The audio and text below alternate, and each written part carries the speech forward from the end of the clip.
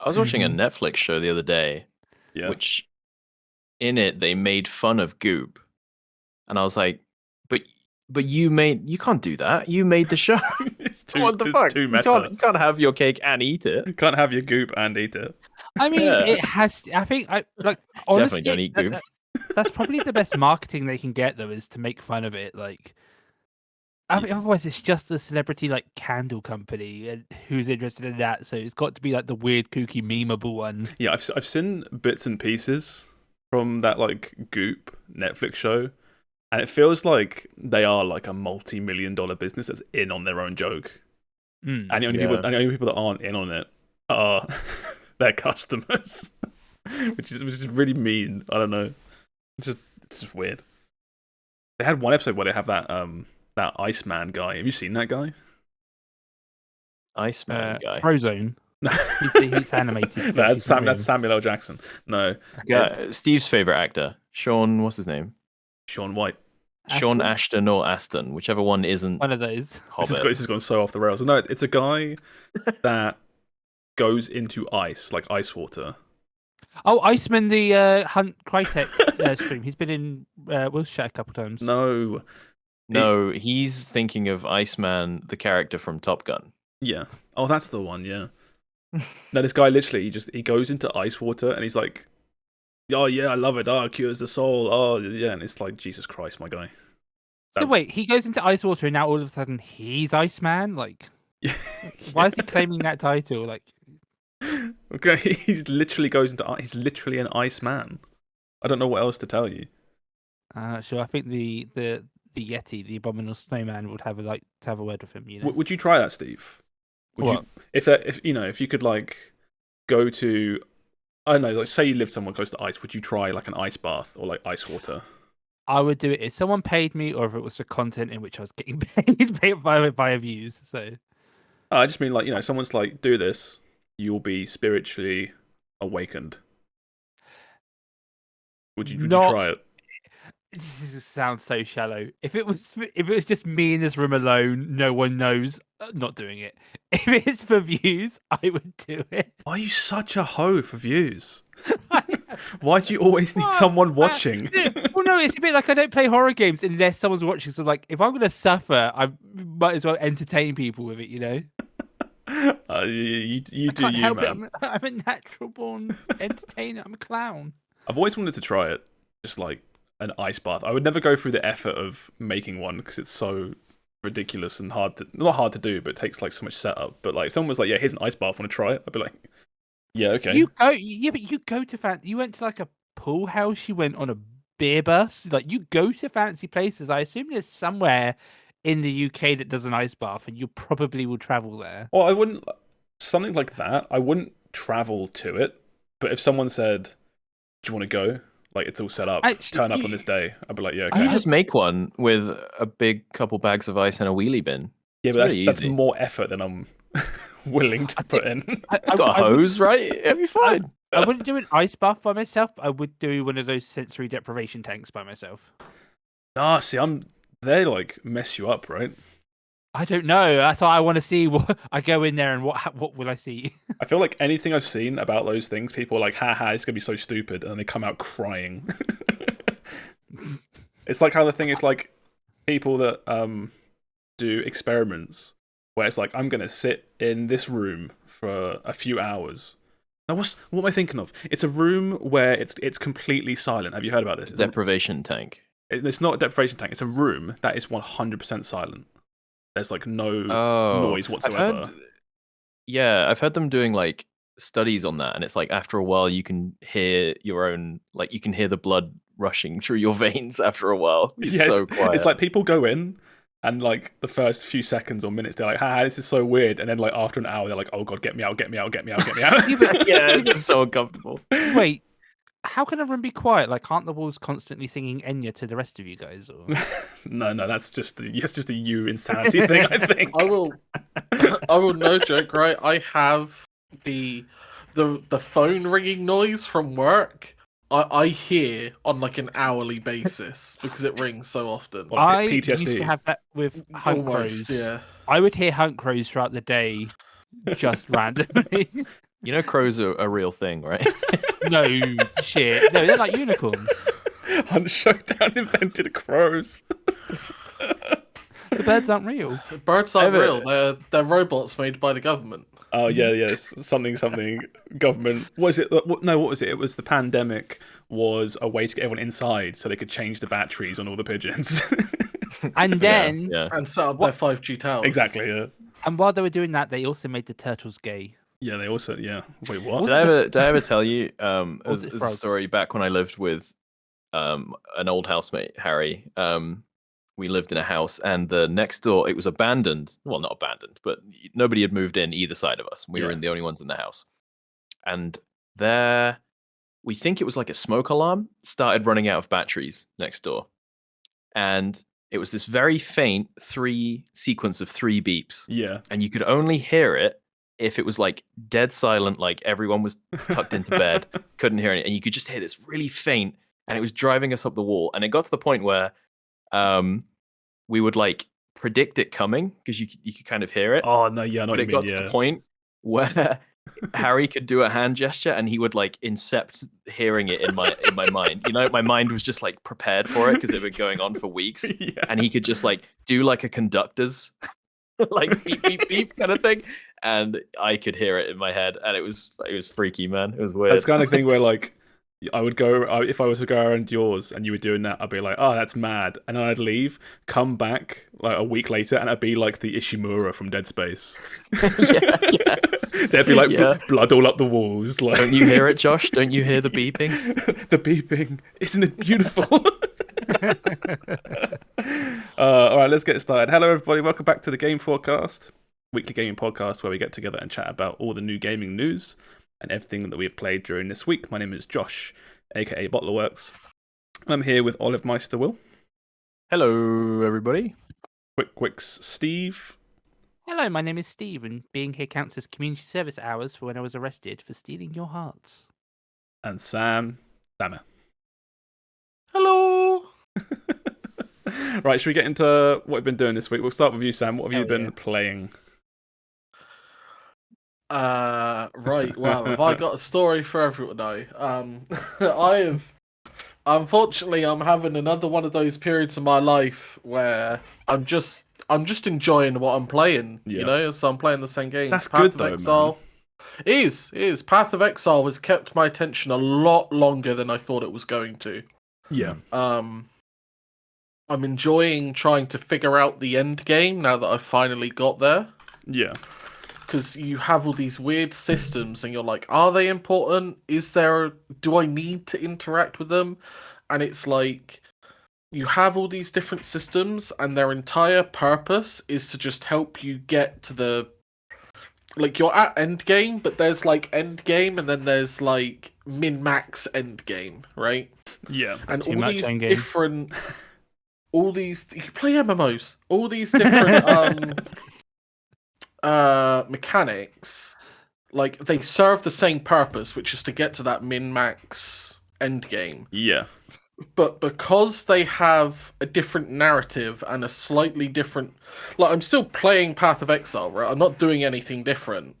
But just because there's so many different colors of paint, it's not like Diablo 3. I'm just gonna do greater rifts for 5 hours a day to get gear. It's like, I'm going to go down the mine, and now I'm going to go and do some heists, and now I'm going to go capture some beasts. And it's like, I'm still doing the same thing. I'm going into a map, killing select enemies, picking up loot.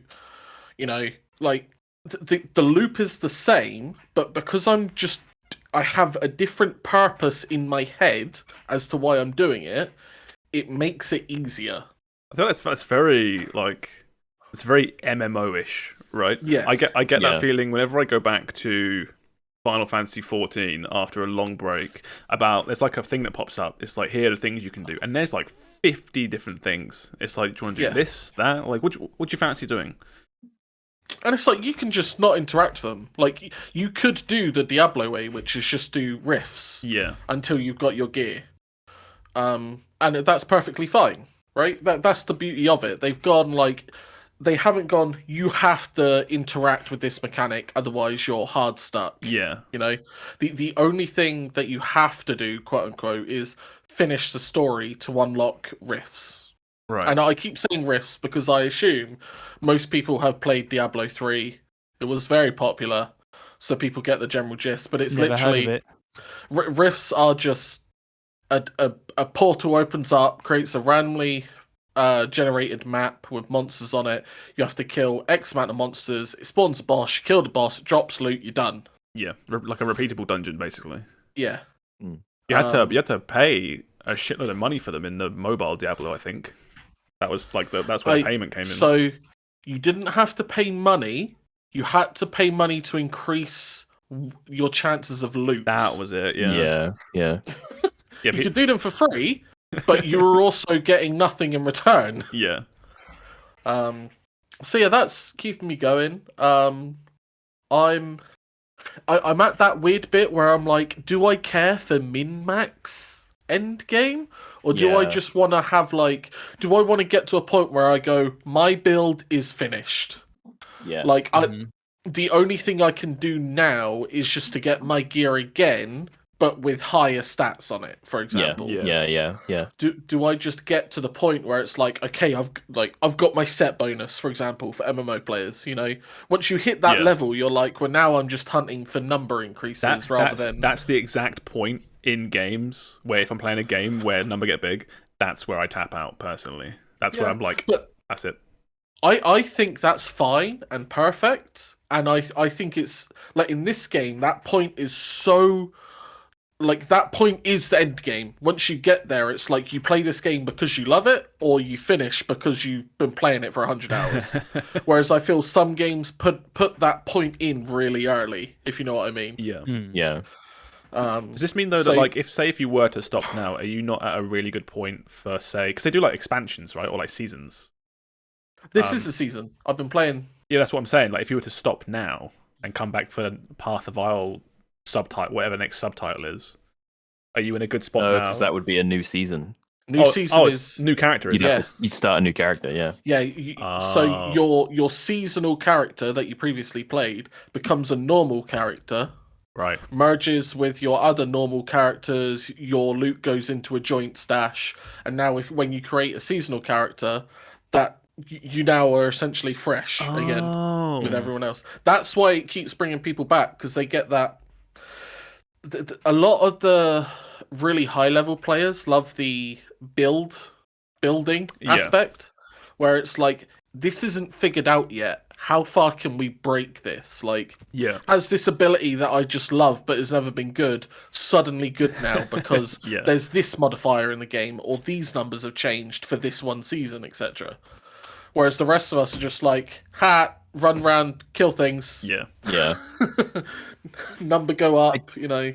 I do think it's funny, though, that they have put all these systems in the game. And I guess in an attempt not to overwhelm new players, there's no option to just skip all of the story at the moment, right? All the stuff. Correct. Yeah, which is, it feels, because I'm sort of at the point I got to, I think I've got it out of my system, but I got to like Act 4 or 5 or something. You're like level 42, right? That's quite far, man. Yeah, I was grinding hard the other day. I spent all weekend grinding. But I'm sort of at the point where if I'm thinking, like, if I stop here, I will never go back to this game, because I will never want to do the first, 20, 30 hours of this game again. You need to hit end game now so that you've got that little bit of crack taste for the next time it rolls round. You've got something to chase, because otherwise you're just never going to do it. If I bail now, I'll never come back. Yeah. Can you, like, say if you're someone that plays every season, right, and you can't wait, do you almost? I suppose you almost like treat the first few acts of the game as like a speed run. It's like you've done 1,000,000 times. Yes, they do. Yeah, people speed run it. Yeah. Well, it's because once you get to end game as well, you get the better ship, but you get more stuff, right? So it's more efficient. It's exponential to get to that point, you know. Yeah. The higher level you are, the more EXP you're getting, and you get more EXP by fighting higher enemies. Yeah. So I'm just thinking, like, the first opening of the game is like, it's 20, 30 hours. I don't want to do that every season. It's like, man, it's like not that long for me. Oh yeah, all the pro players yeah. are done. No, I know. They'll do it in like 4 to 5 hours. Yeah. Exactly. It's Yeah. fucking nuts. No, I love that part of it. Yeah, just like I do, but I do think it's weird. it. There's no way to just be like, I love this part of the game. I just kind of want to do that to level up, or these couple of things, like because it's all previous seasonal stuff gets just slowly introduced as you're going through the story, which is really odd. Because I got to like midway through Act 3 or something, and it started introducing this mechanic, and I'm like, why does this feel so familiar? And I realized it's because it was the seasonal mechanic like 5 years ago when I last tried to play Exile, and I was like, oh, I've done this before. Cool. That's really weird. How is your build feeling right now, Will? Do you feel like, oh, I run around and kill things? Or... Oh yeah. My build fucks. Yeah. Yeah, good. Because you until you get to that point, it is a slog. Like Path of Exile is a slog. Yeah. And then your build is like, it's time to go, buddy. And you're like, oh my god. It's funny. I do wonder that if I wasn't following a guide and I was kind of just freestyling, would I have just dropped this? Because the amount of, what's the word I'm looking for? Like, if you aren't good at this and you just kind of do what you want, I imagine how efficient you are at clearing mob or clearing levels and things must be so much lower than the people who are really good at this. You would have to be the type of person that just really loves this type of game. Yeah, I feel to play it for what it is. I feel like if I booted this game and saw a guide that said this build is awesome, it really shines around hour 30, I'd be like, no, I'll see you later. Yeah. I'll play something else instead. Yeah, that's fair. That's fair. I mean, all the guides, like there are end game guides, but mostly if you ever go on YouTube, it'll be like top 10 best starter guides, because that's what people want. Once you get to end game, you can do the experiment, and if you want to, because you have all the power to, you've got something to fall back on. But that starting power level is really low. Like my guide, for example, right? I played a Marauder. The first line of my guide says, level a witch up to level 5 to get your skills. Because you can't get my skills as a Marauder until chapter 3. Oh, what? That's so weird. I didn't know that. That's because weird. Different classes can buy different skills, and in chapter 3 you get a vendor which sells everything to everyone. But because I'm playing a very int-based Marauder, I needed int skills. Oh, that makes sense. I'm a smart man who sets himself on fire. So yeah, people do that for a job in real life. You get people that do fire stunts. But it's like that's such a weird thing, right? Which is like, to play your character more efficiently or to have a better time, play a different class for a little bit to get some stuff. That sounds very Dark Soulsy to me, where it's like people are like, here's a build for a really fun weapon, and it's like, oh, okay, that sounds cool. Where's the weapon? And it's halfway through the game. And it's like, okay, you got to push through with a whole bunch of other stuff to then get the weapon that makes your build. Yeah.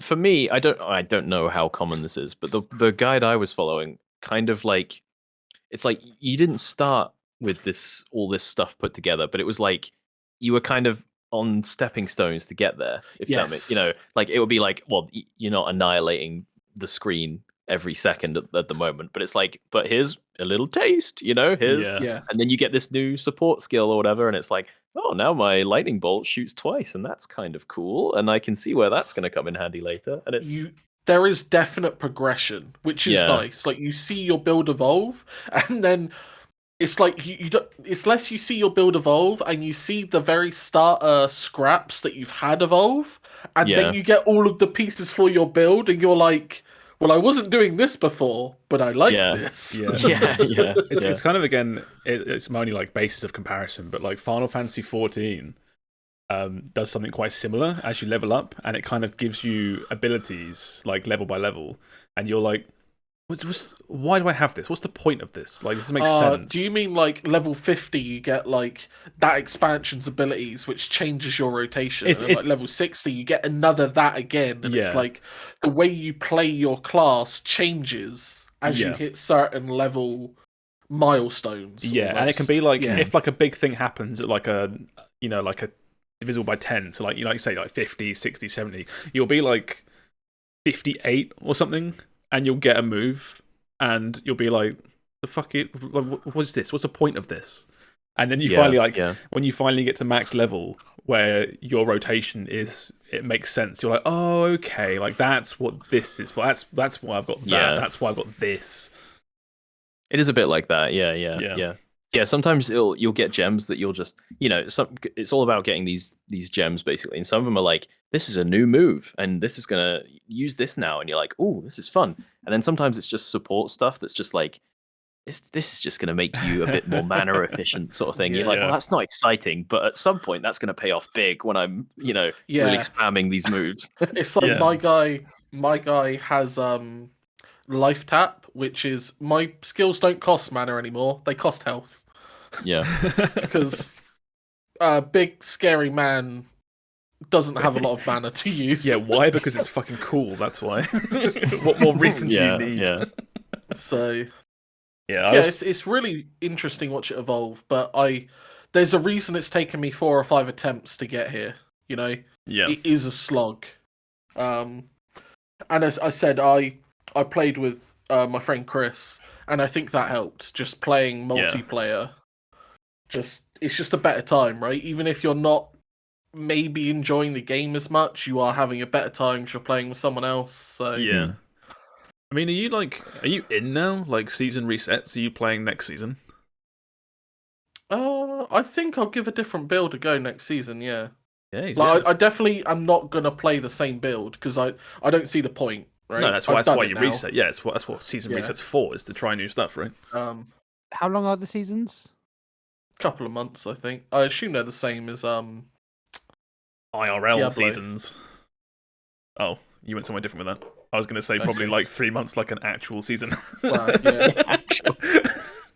I think that it probably, like, again, I'm not in on PoE, like the player base and stuff, right?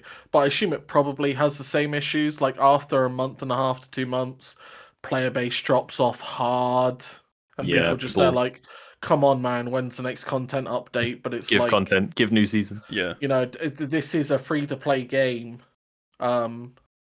That basically just relies on cosmetics, the same as every other game. But this game actually is free to play properly. Yeah, you haven't put a penny in, right? I have. Oh, okay. What, for like a battle pass or something? Or no, so it doesn't have any of that. Oh, you might have a battle pass. I actually don't know, but you can buy stash tabs. Oh, and I've bought 2 different stash tabs because it's hella convenient. Yeah. And that's all I bought because I was like, well, I've got here now. It makes my life easier now. And I've already said to myself, like, next season comes around, I'm playing again. Yeah. So I was like, I'll put a tenner in. Fuck it. It was on sale. Did you ever do that thing? I do this. I don't know why, but I just do. When like you play a game that's like free or something, or it's cheap for a really long period of time, do you work out like cost per hour? I did that. I stopped. I had to stop thinking cost per hour. But yes, like when I look at a free to play game and I see like 200 hours, and I'm like, well, I'm not buying any microtransactions. It's like, no, I could give this game like 50 quid, and I've still like, even if I don't get a return on that immediate thing, I've already had the return. I'm just paying it back. That's kind of what I mean, because I do it in retrospect. I don't do it to justify purchases. I do it as like just like, when I play like a shitload of Dead by Daylight and I bought the battle pass and I look back and I'm like, this was like pennies per hour for the amount that like I played. Yeah, it's one of those weird ones where I'm starting to appreciate a good experience more than time played at the moment. Yeah. Because although I have just come off the back of Atelier Ryza 3, which is a massive JRPG, I am struggling to find time to play a 40 to 80 hour RPG, right? It's hard to fit that in. Well, that's my life. That's the crisis of having a job. It's you have all the time and no money, or you have all the money and no time. It's like which one do you want? Yeah, it's like the reason. Yeah, I was just gonna say like again, like pandemic times and stuff. It's like, oh my god, there's just so much time. Play whatever you want, get through so much stuff. And now I'm like, yep, I can play like an hour or two of something a day. It's the reason why I've got over 200 hours now on Across the Obelisk and over 300 hours on Bloons. Because I can just boot it up, play it for an hour or so, drop it. Yeah, I appreciate a lot more games that I can pick up and drop really quick. Yeah. Because it's just easier that way. And so, unfortunately, RPGs don't fall into that category very often. No. Although I do find it makes... when I do eventually play a bigger game, it tends to make it a bit more special because it's like I can't wait to play more of this. Like I have no doubt when FF16 comes out, I will finish it, but it will take me a long time because it's gonna pain me when that comes out because I'm like I want to play it, but I don't have a PS5 and it's 2024. If I at least if I want to go, it's gonna be so painful. But it's just one of those things. It's like. You get a couple hours a day, and then if you're not doing anything on the weekend, you go ham on the weekend. Yeah, and that's it. But yeah, so that's kind of me. Path of Exile is the big thing. I've played a lot of Bloons, but as I kind of said, Bloons is just my like tide me over. Like I'm watching a stream or YouTube, I shove Bloons on the other screen. Yeah, it's like junk food.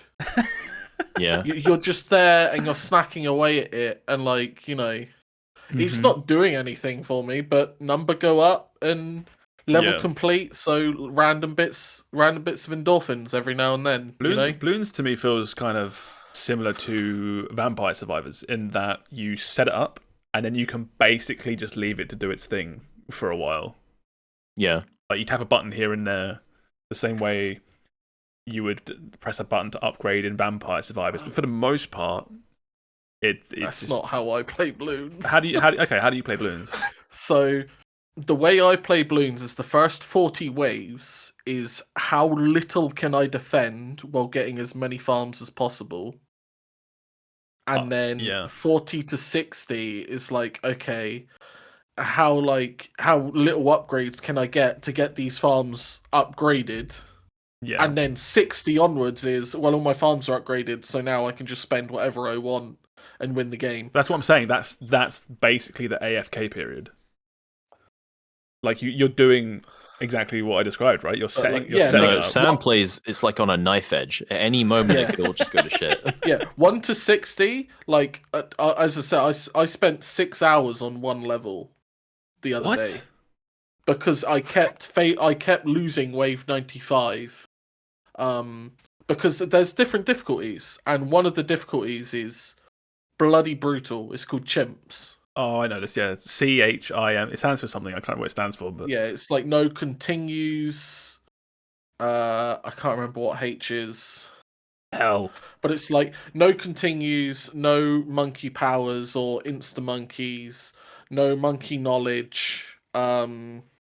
It's the purest form of gameplay in Bloons. It's like it throws you in, and you are the same as when you started Bloons TD6. I was going to say, it's like a fresh account. Bonuses, and you have to beat waves 1 to 100. And no income. That's the hardest bit. Is you cannot generate any extra income. What? So you just start with what you start, and that's it. No, it's like you can't build farms. For example, okay. You can't eco. There is literally a finite amount of money that you will have, and that money is the same every single time you play chimps. Yeah. But the map changes. So, because is so many different maps, right, to play on. So you can't just use the same strategy every time. Like, oh, well, I know X Tower will hold all the way up to 45 on its own. It's like, that's not how this works, buddy. On a map with like a really long track, maybe you can get away with some towers, but some maps like just got 2 lanes. What are you doing then, son?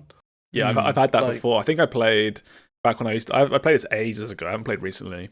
But yeah, some of the levels where it's like, okay, I'm going to build up here because I know this will work. And then suddenly the lane just changes to the other side of the map and nothing touches it. And I'm like, okay, I'm just dead. Yeah. Like, you also only had 1 life. Yeah. Yeah, it's just hardcore mode.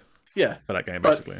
Again, when you're at like 300 hours, you get to the point where you're like, well, You either play free play to wave 200, or you try and get some of these medals. Yeah. Are you going for completion, or is this just your time I am sync? halfway done. Yeah. I believe in you. The issue is all the ones I've got left are that advanced and expert maps, and those maps suck, man. They're like, we're talking like 4 lanes, 5 lanes, like. Yeah. I have this on PC, but I've never maps. really played it on PC. It's always been a mobile game for me. It's like we're saying about games that are really easy to pick up and play. If I like commute to work or something, when I used to commute a longer distance than now, I used to play a lot of Bloons on the train because it's just so much fun. It's so easy to pick up and play. Yeah. How far are you, Will? You've been playing a lot of this as well. Yeah, I mean it's difficult to. I'm not really in it. Bloons connoisseur. Bloons progression. I'm just playing because my girlfriend gets home from work and we don't want to start. We want to like play games, but we don't want to start anything, or we just kind of want to like doss about on something. And Bloons is like, we're the opposite of Sam. We're just like, I'm gonna build a tank monkey. Just turn your brain off and play a bit of Bloons for an hour. He's in the plane and you fly around. And that's about my level of Bloons knowledge. I'm shocked how deep it goes though. Well, like when you start, it's had a shit ton of updates and iterations, right? Yeah. There's only so far you can. Yeah, push they just did a big like thing. Content update like a week before we picked it up. Before I picked it up, or something. Yeah, because they add like new towers and stuff, don't they? Yeah, just new units and. I can't imagine. They came up with this concept in the early internet, and they've just sort of ridden it like all the all the way, and it's still going, and it's still making the money presumably. I think the first or one of the first Bloons games, it wasn't actually tower defense. It was. They lied. Oh no, because it wasn't called Bloons Tower Defense. It was just called Bloons, and you were a monkey on a platform, and it was like a 2D plane, and there were balloons, and you had to like click and pull back the mouse to. Oh my god! It was Angry Birds. Kind of, yeah. And you have to like hit balloons with the darts. I remember, yeah. Yeah, it's ridiculously old. I was a kid when I played this. As far as I'm aware, that version of Bloons, as in like sequels, either died or didn't go anywhere, and now people just know it as the tower defense game.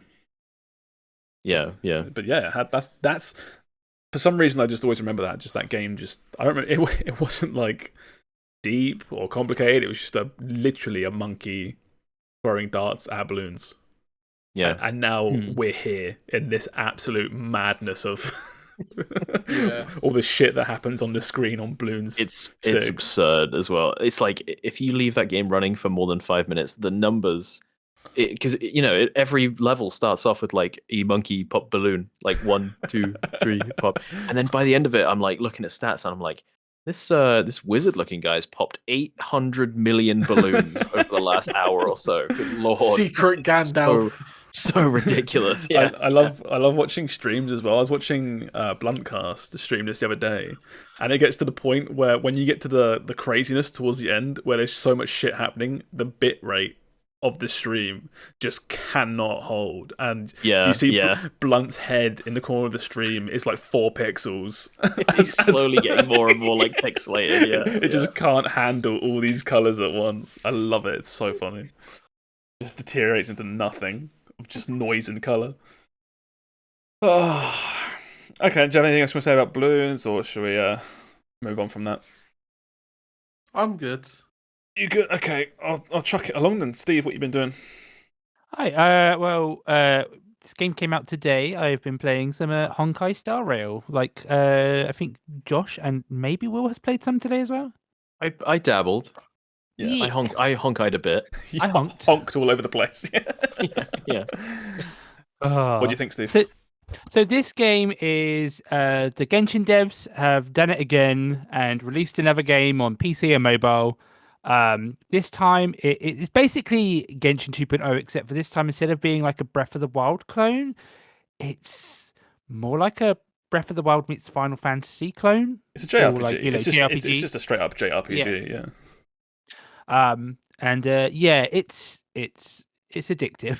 I was playing it up until we started the podcast. It's really good. Yeah, the combat in this game is very simple. So characters have basically a basic attack, one skill, and then an ultimate. And the ultimate you can use whenever it's charged up, and the skill you've got like 5 skill points that like use your basic attacks to charge a skill point into your pool of skills for your team. And then you can use the skill points whenever you want, like on the one character's skill. And they have a passive trait as well, I believe. But yeah, it's very good. It's like Genshin. It is a gacha game. So there are many cool looking characters, and I think everyone's got a favorite. And I've in my Discord, people have been posting their pools. And it's very good. It's kind of it's kind of scratching the itch because I've been playing Breath of the Wild as well, and it's kind of scratching the itch of that again, where it's just like, oh, you just mindlessly go around and explore. Like, I've barely done any of the story.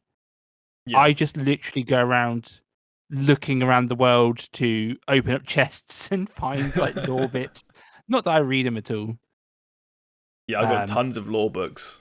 And yeah, I kind of thought like I'll collect a few and then I'll start reading them. And now I've got so many. I'm like, I'm not going to read any of this. Yeah, it's kind of the same in Genshin. I think it just front loads you with all these. I think like I almost took a screenshot because it's like the first line of the game is like 8 or 9 like high level sci-fi / fantasy concepts that they just don't explain. They're just like, what about blah blah blah and blah blah blah, and I'm like, what are you fucking talking about? I've seen some people online say like, I don't get kind of what they're saying. Is this like a Honkai 3 thing? And then people being like, oh yeah, I put like thousands of dollars into Honkai 3. I have no clue what's going on.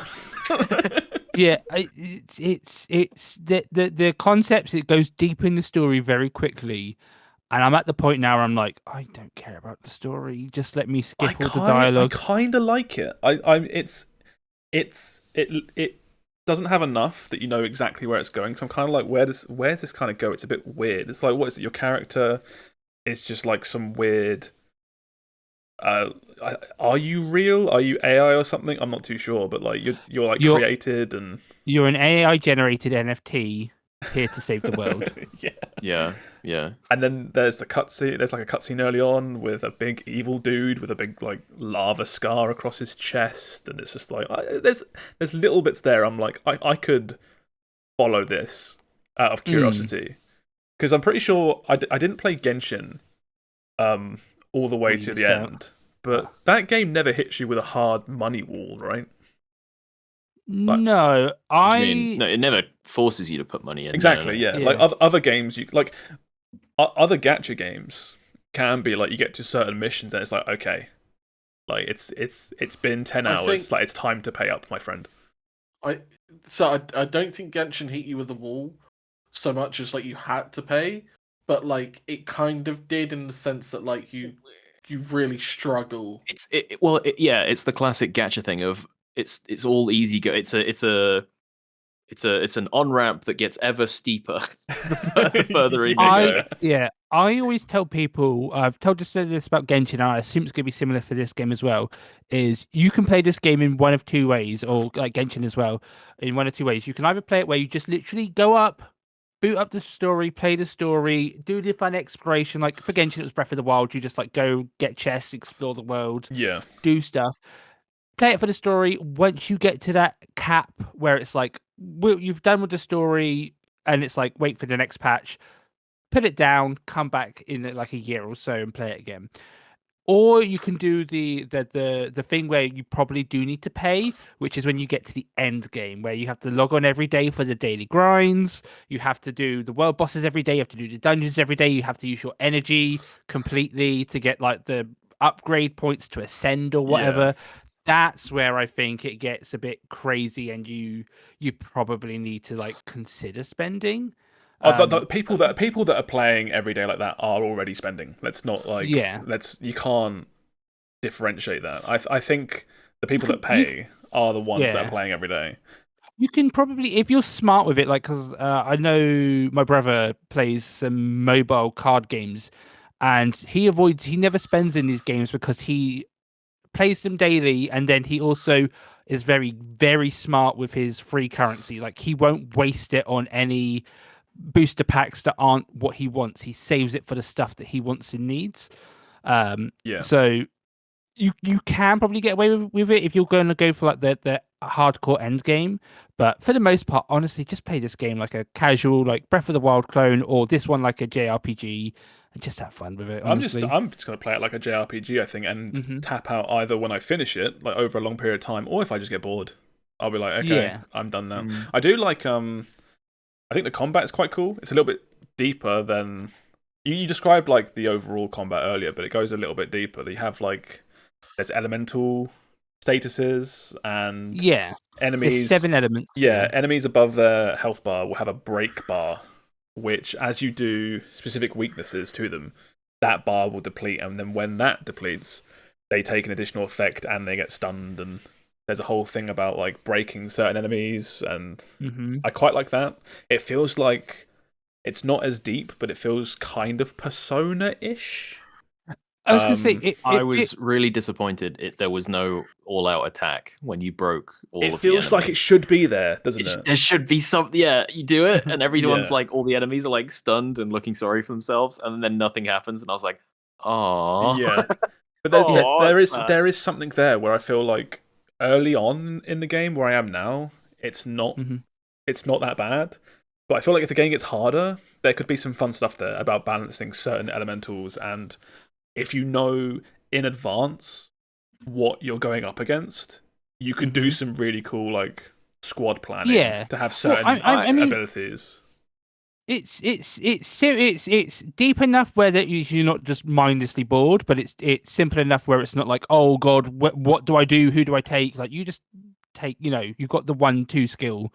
It's it's simple enough to play, but there is enough depth there to not be like just mindlessly bored. Yeah, but I think the thing I'm trying to keep in mind is we're all still very early on. Again, this game came out today, and at some point it is going to try to incentivize you being stronger by some sort of character or. That's kind of what I was thinking playing through this, was like, because Genshin is one thing where it's like kind of open world and you can kind of go wherever and do whatever you want. But if this is a JRPG that's kind of level based, like how do you balance that around it's tricky, people who are playing for free versus people who are going to splurge a bunch of money and get super powerful early? Is that even a consideration? Do they care? Well, that's my opinion as well. It's just like, if I can finish this game completely free, as in I can reach a final boss and kill it, why would I pay? But that's the thing, though. I think first of all, this game is like mostly single. Like, I think 100% single player, unlike Genshin, where you could play with your friends. But also, I think like the bigger pull is just the characters themselves. Like, people go crazy. That's true. For the Genshin characters. Like, you don't need it to be a powerful character. You just need them to have enough Rule 34 of them, and people will buy them. No, Steve. You say that, but have you played this game, Sam? I've not. I mean, it's only been out today, right? Yeah. Yes. I got home an hour ago. It feels like the closest a Miyoho game will ever be to something that you would like. The interesting bit is because it's a JRPG, it does kind of it gets me tingling in the sense that I'm like, if it tries to if it tries to like paywall you by being like, oh, the game's just too difficult, pay money, I'm like, I can break that. Yeah. Like, unless you've made it in a way where it's like physically impossible, I feel like in JRPGs there are just ways, whether it just be getting certain items or just getting the right set of RNG and stuff. There's ways to beat bosses in low levels in virtually every JRPG. I bet there's a team of people dedicated to stopping people like you, Sam. I bet there's no way. And they best have hired the fucking best, because if it's there, that's what gets me going. The anti-free-to-play police of Star Rail. Yeah. But I do think that what's it called? I do think it's. I've lost my train of thought. Sorry. Hey, that's a pun. Train. I've seen so many people be like, "Oh, I wasn't interested in this game, but there's a space train," and then they're like, "Oh, I'm on board now." I feel like we were talking about it. Why? And I think we were talking about it, and Will said like, "Oh, I didn't know you were into space trains." And I was like, "I'm not into space trains, but is a space train not like the coolest fucking thing ever?" Why does it have wheels? That bothers me. Who cares? It's to ride the space tracks. Yeah, it's not like Doom Train, but trains are just cool. The trains are cool. Doom Train from Final Fantasy. Trains are cool. Put it in space, riding rainbows and shit. It's now even cooler. I guess that's part of my not disappointment. I knew this was never really going to be for me, but I was kind of hoping for a bit more sci-fi, where this is kind of this is just Genshin in space. It's it's hard fantasy sci-fi. It's exactly. Yeah, where Genshin was already fantasy with sci-fi. This is it's just the same. There's I know what you mean, because there's a character early on. I hope I get this right. I think his name's like Dan Heng or something. Oh yeah, he sucks. Yeah. He's best boy. I love his voice actor. But sounds bored all the time. No, he's uninterested. Oh, it makes me want him even more. The point I want to make is that his character design and his silhouette and everything is like him leaning against a tree, and he's got a spear. And he's got a spear. And I feel like out of all the characters, you could literally lift him up and put him in Genshin without anything changing. I think he's so most of them sci-fi. You could. Yeah, I'd say most of them you probably could. Yeah, I do. Yeah, I get what you mean. I would like, here's an early character. It's just a robot. Fuck it. Lean into the sci-fi really hard. This person's just a straight up robot. There's a mannequin girl. Character. Yeah, there's a mannequin. Yeah. But again, you could put that in Genshin or something. That's not hard. It's not hard sci-fi. It's kind of a dragon girl. I just literally an hour before podcast unlocked a fox girl. And I'm like, yes. Oh, learning stuff about Steve today. Well, no, she was an SST. I looked up a tier list, and she's one of the best characters. I'm like, hell yeah. No way, there's a tier list day one. Of course there is. Of course there was betas for this game. People have. Was there? Okay, fair enough. People need to know what they're rolling for. Literally, they need to know what's the stronger characters. Okay, yeah, I need this one. I'll drop money until I get this character. I really like the character design. I think the character designs are really good. Actually. That was something I would like to complain about. Is like Genshin, there is no way to restart your progress in this game. So if you accidentally skip past some story or whatnot, you basically lost it. The only way to restart is to make a new email and play again. That's not. Sorry, carry on. Yeah, but because I was gonna stream, it was a pain to pick up for stream. But the annoying thing was I wanted to turn the volume down because it starts off very loud.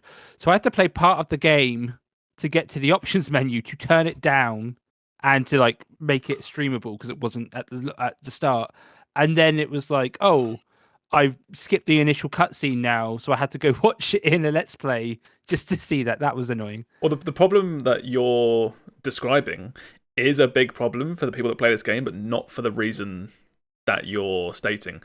There's a thing in gacha games Rerolling, baby. Which this game, I've seen it online. I've read some stuff. This game, same with Genshin. Yeah, this game is rerolling hell to the point where people say just don't do it. So rerolling is when you start any gacha game, they tend to give you maybe a handful of pulls. Free pulls. Yeah, give you 10 or 20 free pulls. So what people do is you play the game up to that point, get your free pulls. If you don't get what you want, you start again until you get what you want. This game, I think there is a guide on how to do it, but you have to reset your whole account. And if you have a Genshin account tied to it, you just can't do it because it gets rid of your Genshin account. And even after all that, it takes like 40 minutes of playing.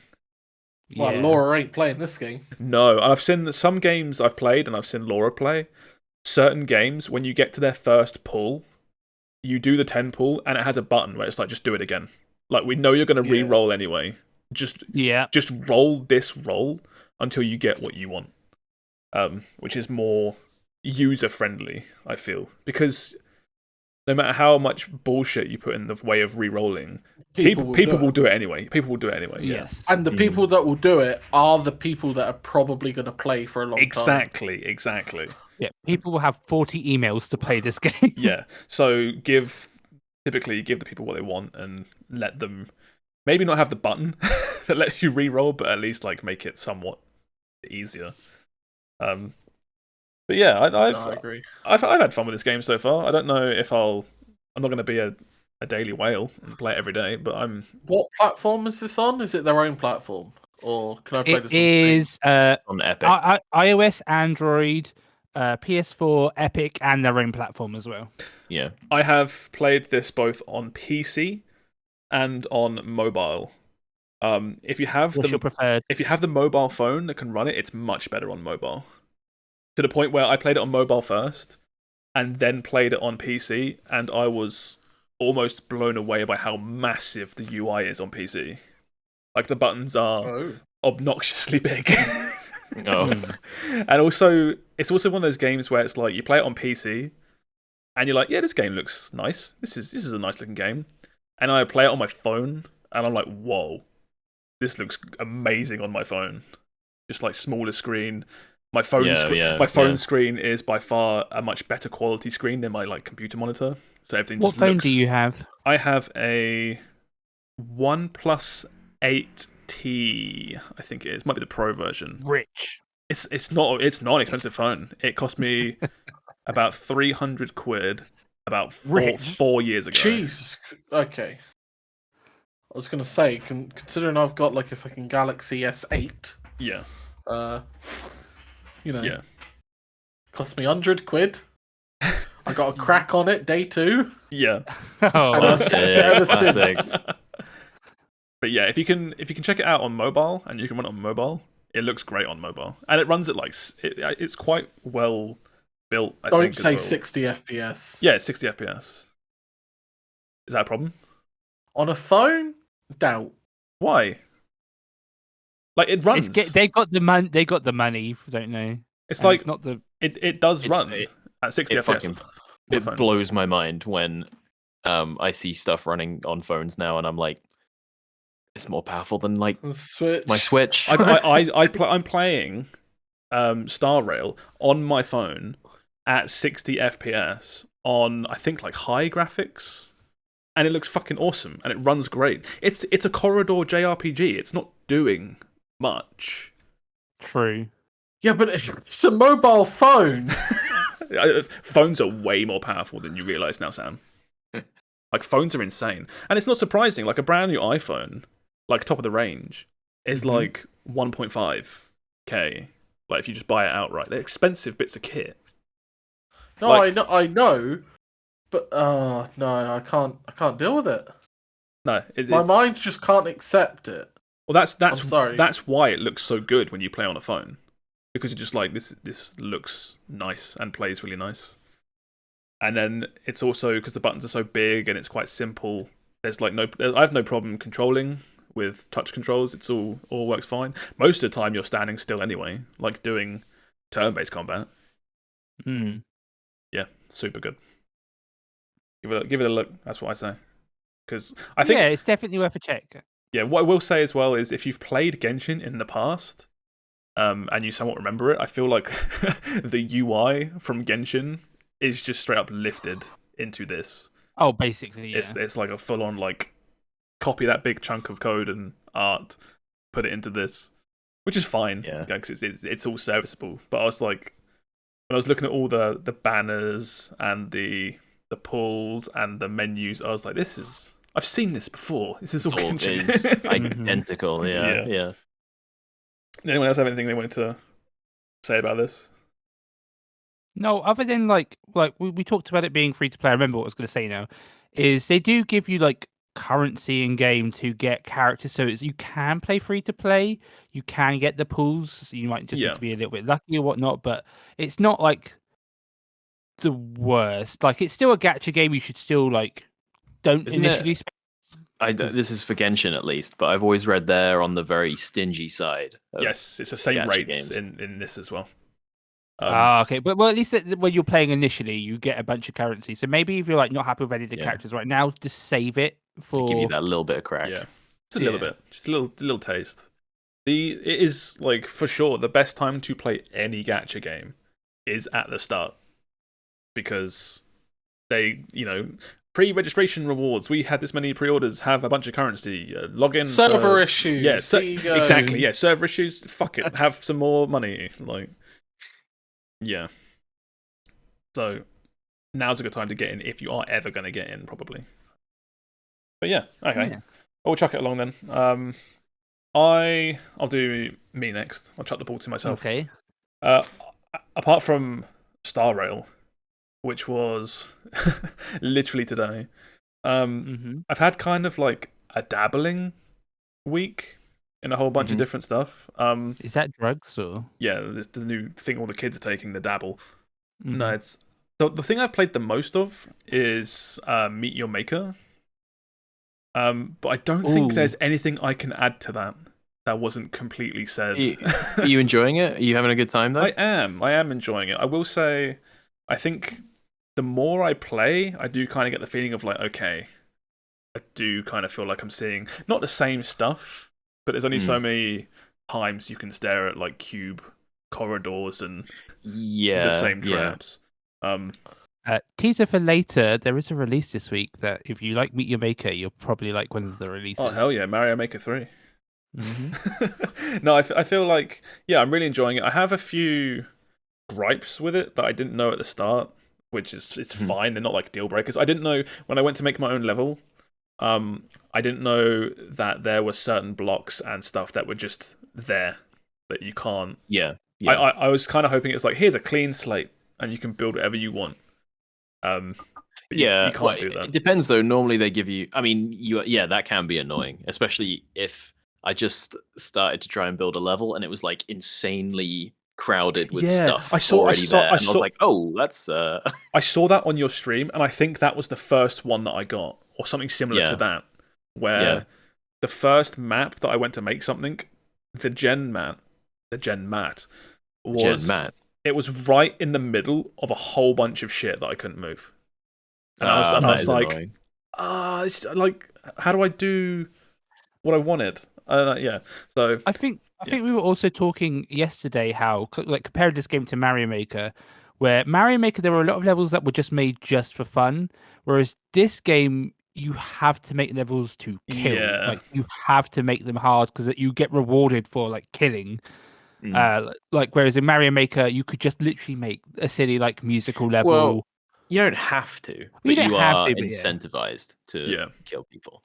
I still think there needs to be some kind of leaderboard or rating to look at levels that are just like, maybe not the best at killing, but look at this cool shit that someone's made. Isn't that cool? Yeah. Like, you had a big level on your stream of some dude making Pac-Man art. Yeah, that was fun, and that's really cool. And it's just like, and I want to see more. Yes. Yeah, it's like, I guess that's kind of what the rating system is in service of making, like, is this a hard level, or is this an artistic level, or is this a fun level? Yeah. Like, but it's kind of like bare bones at the moment, where I'd say like 90% of the bases are pretty basic, and then I get one where I'm like, oh, clever, oh, nice, but I guess that's like kind of what was always going to happen when you leave it up to just the community in general. People aren't that creative, are they? Yeah.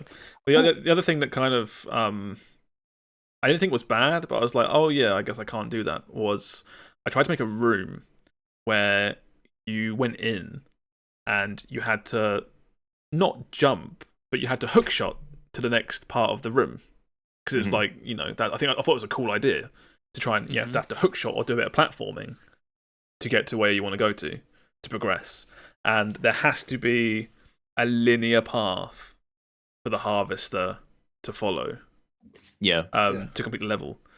And I was like, I knew that was in the game, but it didn't hit me until I tried doing something different. Well, I wasn't like being a dick. I wasn't blocking the exit so they couldn't get through. I just wanted to make some sort of platforming thing. You just wanted a jumping puzzle, yeah. And you can't do that at all. And I feel like, I don't know, I feel like that could be a thing to maybe change. Have it so not that he has to walk to the gen mat, but he just has to have, a path. Yeah, a clear path that he might not have to walk. He might have to, he can have some hops or something. Yeah, I know what you mean. There are you can make a base if you make your base social instead of just active. You don't have to follow the rules, as it were. You can just make whatever you want. But that's not the fun, is it? It's the fun is killing people and getting stuff for it. Yeah, because in my mind I was like, the two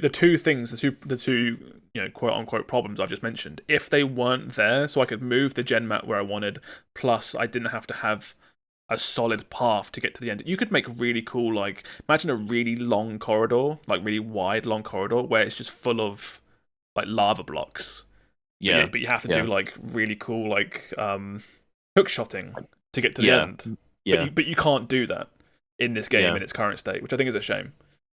Maybe something to look at in the future, but that's the thing, is this game is all about community content, but they seem to have limited how you can interact with that content, like a bit too much. So hopefully they're free open it up. Yeah, well, I think they're kind of in a tricky spot where it's like, we're going to let you build whatever you want, right? But where they've kind of gamified completing levels and killing players in your levels, it's like, in Mario Maker you don't get anything if people fail your level, apart from you make a level because you want to make a fun level. In this, it's like, if the incentive is there and they're not really careful with it, people are going to abuse it as hard as possible to get as many. Like, there's an exploit in the game which is like, you can, at the moment, those lava blocks, if they're triggered to spawn in the second wave of traps can see through them. So you can just put stuff behind them to trigger, and you can't do anything about it. You can't even see them, so you have no idea. I think I had that early on, and I just assumed that was part of the game, where there was like fire shooting through lava traps, and you have no idea. Yeah, and it's like that's an exploit, and it's like that's already everywhere because it's really, really good at killing people. Yeah. I'm not surprised. Yeah, but it feels it feels like a lot of the restrictions in place are in service of this metagame outside of it all, and I feel like probably that metagame is where they're going to be able to maybe like monetize the game more. I don't know. Like, yeah. So maybe they won't change It's really tricky, isn't it? Like, tying like progression in both like traps and building, as well as your character progression in a game where everything is user generated. That's like, it's tricky. I can't even. That's really hard. And if they touch any one bit of it, I can't. Like, it must be so close to collapsing. Well, there are, a massive subset of players where if there wasn't a metagame in the background, then they just wouldn't play. You tell them, like, here's a level that someone has made and it's really fun, and they go, okay, I finished it. It's really hard. What do I get? You get nothing. It was just fun, right? Yeah. It's like, well, I don't care. I didn't get anything. Like, what's the point? Yeah, it's like you can have fun, but their reaction is still, what's the point? Yeah. So I do get it. And it's funny because I've sort of fallen prey to that as well, where I've built bases where I've had like a really specific idea in mind, and then somebody will completely break it by bringing like a really off the wall loadout, or co-op is one that gets me, where two people load in, and it's like, oh, my base completely collapses if there's more than one person. It just cannot handle two people at once. It's bullshit. But then, and I'm like watching the replay and getting mad, where I'm like, he's just reviving him. That's not fair. And then I'm like, why do I care? It's only a game. Why you have to be mad? Why do I care? That's the weird thing about being like a game designer or creator, right? Is that ultimately you want the player to succeed and have fun and feel like they've beaten you, because you want the player to feel victorious. But that's also against what this game is as a level builder, because you have to win.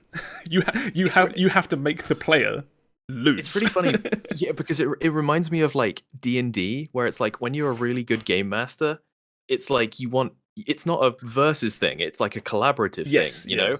And a lot of people don't get that. They think it's like an us versus them thing. And when I'm playing Meet Your Maker and it's like it's supposed to be collaborative. I'm making a fun level. People are supposed to have fun playing my level. Everybody has a good time. We all get stuff out of it. And sometimes I put traps down and I'm just like, nah, it's too. Ooh, maybe that is that abuse. That's too much. I can't. They won't enjoy that. It's like doing D&D and being a dungeon master, and then like telling someone about it afterwards and being like, then I spawned a big monster and the whole team got wiped early on. And it's like, oh, cool. Then what happened? Oh, everyone got a bit bored and went home. Everyone went home and they were really mad, and now they're not talking to me. Yeah. It's like I said, where I mentioned this the other day, where the first level I made, I spent a while making something I thought was fun. It was really short, but I was like, it had a cool couple of like things. I'm like, they could jump up here and then die, but they might see it and then they can destroy that and feel good about doing it. I was like, this is good. I like this, and it got like no kills. Yeah, and fun isn't. They can vote if it's fun or not, but like it's not as accurate metric as how many kills you get. So instead, you were like, I took the level and slapped a big bunch of big boys in it with armor, started getting kills in it, and my level was ruined. But I started winning by the game's logic. Yeah. And I think that's I don't know if it sort of feels like the game hasn't quite found where what it wants to be yet, where it's like, do I really want to be, does it want you to be like super sadistic and punishing with your bases, or is it a fun time for all around, and it's because it's kind of pushing you in both directions at once, it feels like sometimes. I just think a really easy way of doing it would just be some sort of community section, or just some sort of more obvious leaderboard of levels that are just artistic or cool or fun, or they need like you log in and it's got like a front page, here's the 5 coolest levels we found this week, we want to showcase these, and it's like showing off mechanics that people haven't thought of, or weird artistic stuff, and then people can play those and be like, oh, I'm gonna take this back into my own base. That's all I've really got to say about Meet Your Maker, so I'll leave it there for now. A few other things I've played this week, like little things. I'll go through them quite quickly. There was a event for Street Fighter 6. Yes. Not really massive enough to be a news story, but it dropped a demo, just end of it. I was kind of hoping, not to sound ungrateful, I was more hoping for like an open beta with multiplayer, but I get why. Same. I get why they're doing a demo, because they're focusing a lot on the single player stuff, which is ultimately what will sell the game, right? Even during because I watched the presentation, and even during that, it was a lot of single player stuff, and then a lot of training mode stuff, or like ways to like. There was a lot of like accessibility options as well they were talking about. It wasn't really much about the fighting, because people know it's going to be the online fighting is going to be good. It was more everything else around it. You say that like they've got a lot to prove to people that were there for the launch of 5. But I think they've already confirmed that this game is heading the Capcom Pro Tour or something, right? Yeah. So again, they did the same with Street Fighter 5. Yeah. So did they? They did. Yeah. They sunset the previous game to focus on the new game. And the reason it kind of sucked with 5 is because 5 was kind of the online and versus modes worked, but that was kind of it. And it felt very early access. And when 5 came out, Street Fighter 4 was in its absolute like glory period. Like Sam will remember this, because I think Sam watched a lot of Street Fighter 4. I did. Yeah, that game, when Street Fighter 5 came out, Street Fighter 4 was still absolutely popping off. I think it's less now. I think people are ready to transition to 6, I think. But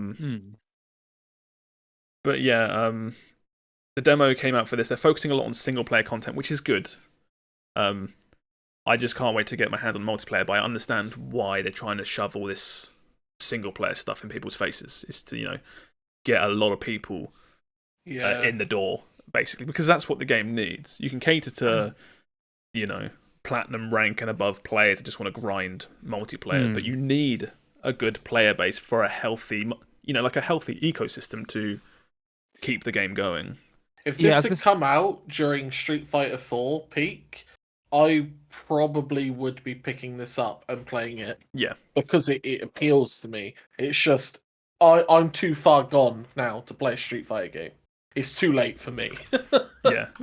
Getting old. I do think as well, like, they had two, because it is a paid game, like, and quite expensive, they had two routes, which was either to really focus on, like, the non-multiplayer side of it, to be like, look, there's an actual game here, or they could have made it cheaper or free to play, and they obviously... No, if they had made it free to play, it would not have made money.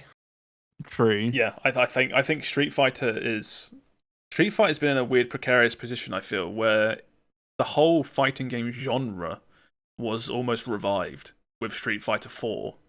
Yeah. And then the launch of Street Fighter 5 being as sort of poor as it was, and sort of game releases slowing down, it kind of felt like, at least to me, it felt like it took a step back. And everything quietened down for a while. I fell out of the scene. I did play a few of the iterations of 5 as they were coming up, but they never stuck with me. I never found my groove with it. Whereas I was all over Street Fighter 4. But yeah, the demo has some of the single player stuff, which looks really cool. It's got the character creator, basically. Yeah, the character creator is insane. Like, I don't know why it's so insane. You can make such, not like just in customizable options, but you can change like your character size to be someone the size of Zangief or someone absolutely tiny, and it changes your moves and how your moves land and hit, which is like crazy to me. One thing because there was a wrestling game that did sort of similar, and that game kind of popped off of just people making custom characters. Same for like Soul Calibur, right? The last Soul Calibur, yeah. The only content I saw for Soul Calibur was people like Squidward versus Doug Dimmadome or something. Exactly. Yeah. People go crazy for that. So I think that they that's a good route for them to go. You will see when this game comes out, you'll see stuff on the front page of like Reddit gaming and stuff like, look how fucking weird this character is that I've just made. Which I think is like, oddly enough, that's good for the game. Like, oh no, it is. Yeah, like breaking the character creator to make something fucking atrocious is really good because it's single player. Like, who cares? Well, it needs a player base, especially after 5. Yeah, exactly. Yeah. So yeah, single player looks really cool. There's like talent trees and stuff for your character, and you only start off with half a health bar. And that's only in single player, right? This is just single player. Yeah. Like multiplayer, which is where I'll be focusing. It's Street Fighter, right? It's a new Street Fighter game, but it's all your normal stuff. There's no weird RPG mechanics or anything for Street Fighter 6, like in the actual combat. So, I've put probably like 3 hours into this demo, I think, just playing as Ryu against the CPU. It's so much fun. This game feels great to play. I really can't wait to play more characters. There's like parry mechanics, and there's a whole bunch of new, everything just feels fresh and looks really good. I'm super excited. So they also showed for the event, they showed the first year of DLC, like the first 4 characters, which are these 4 here. You've got, Rashid was first, then Aki, she's a new character, and then Ed in Winter, and then Akuma, who looks fucking sick. We've got these 4 announced. You get to decide the next 4. Who are you picking? Next 4, Makoto is obviously number 1. Yeah. You then put in, I think I'd go for Dudley. Dudley's a really cool pick. Who else would I put in? I don't play much of them, but I really like Seth, either in like the Street Fighter 4 or Street Fighter 5 version. I really like that design. I think that's really cool. And then you need like a weird one. I guess I'd put in I think Dan is really cool as like a joke but serious character. I think he's always fun. He's always fun to have in the games. Okay. That's probably who I'd put in. I would put in the Goku, and then Neko Arc, and then Mario. I'm sorry, who? Yeah, she's just listing Fall Guys characters at this point, I think. And then Among Us. Yeah, Among Us. Top it off with Among Us. I do hope we get more guest characters. We got a few.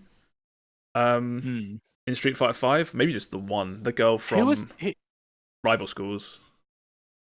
Who's Rival Schools? It's an older fighting game. Have they ever done like a dumb guest character who doesn't really fit, but they just wanted them in? Oh, probably, but I can't remember right now.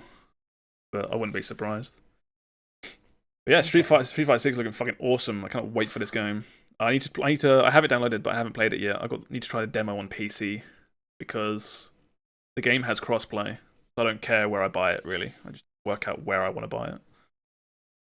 But yeah, that's really cool. Last little thing, I'm not going to talk much about this at all because I played it for like 10 minutes, but Cult of the Lamb got a big new update.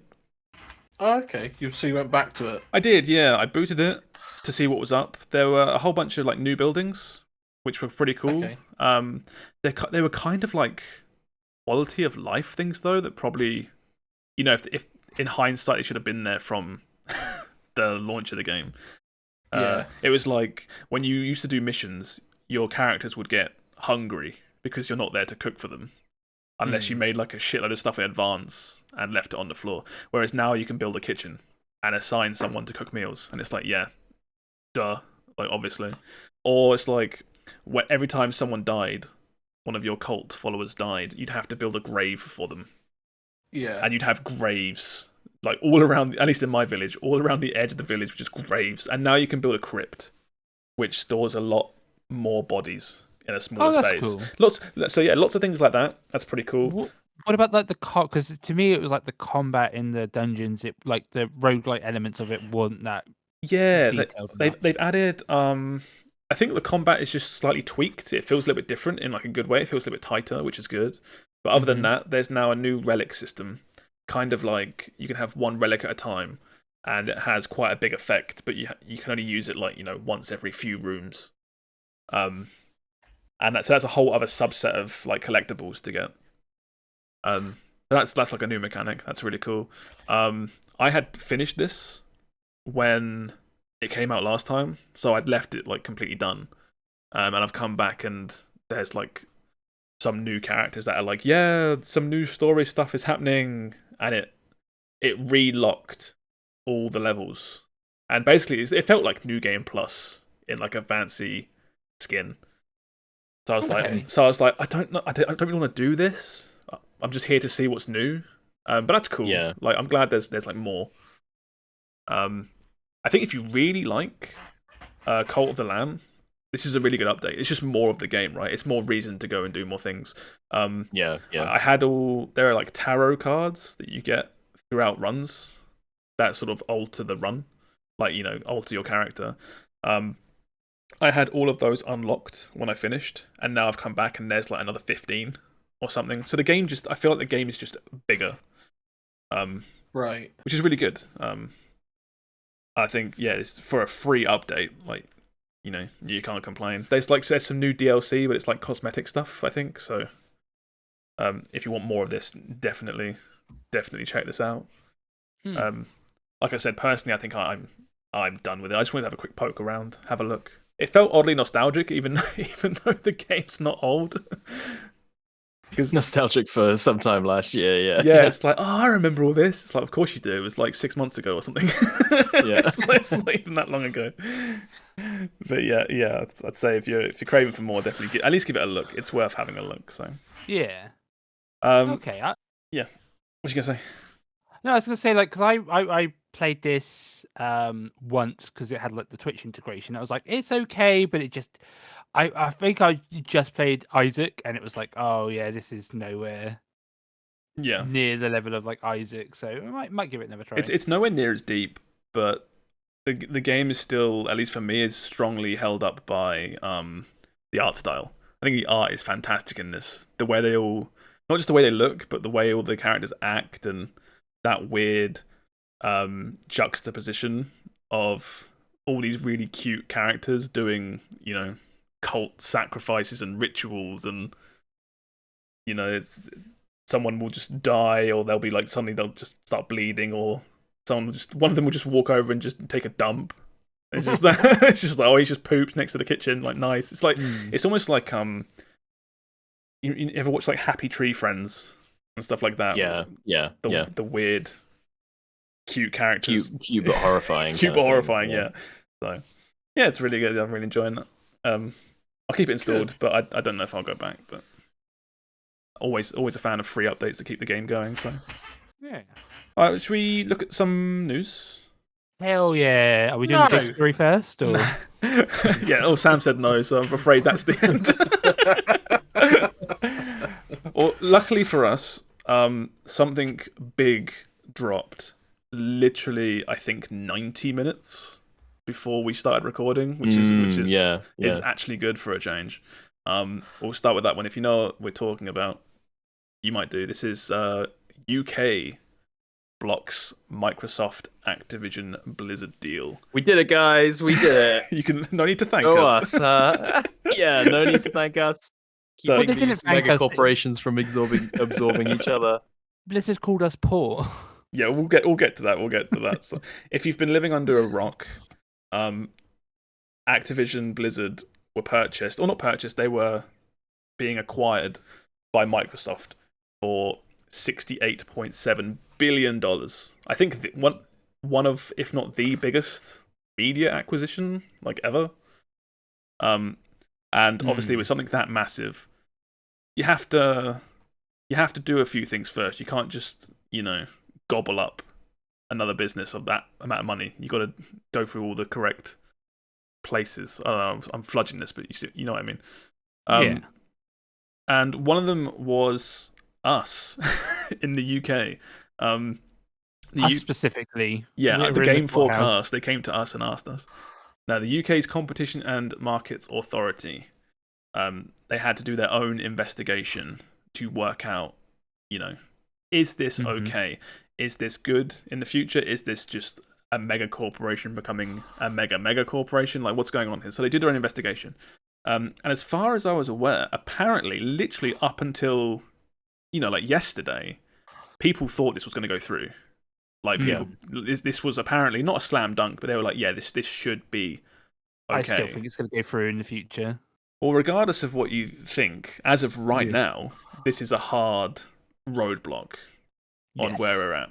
So they've done the investigation, and they've come out and said, we're stopping this because of the specific reason of cloud gaming concerns, which confused me at first, but thinking more about it over the last hour, because it's new, I think it does make more sense than people are, talking about online. Mm-hmm.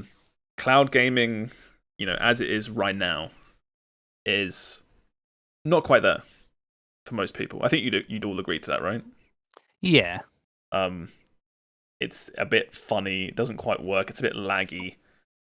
But in the future, if that becomes, a massive game changer and everything's all cloud-based, then having a big acquisition where you own properties, some of the biggest online properties, World of Warcraft, Call of Duty, they see that as a problem, and it could be an issue. And the idea is they're blocking it because I'll see if I can find the actual quote, but basically in the short term, it halts innovation and other businesses having a fair chance in that market specifically in the future if this acquisition were to go through.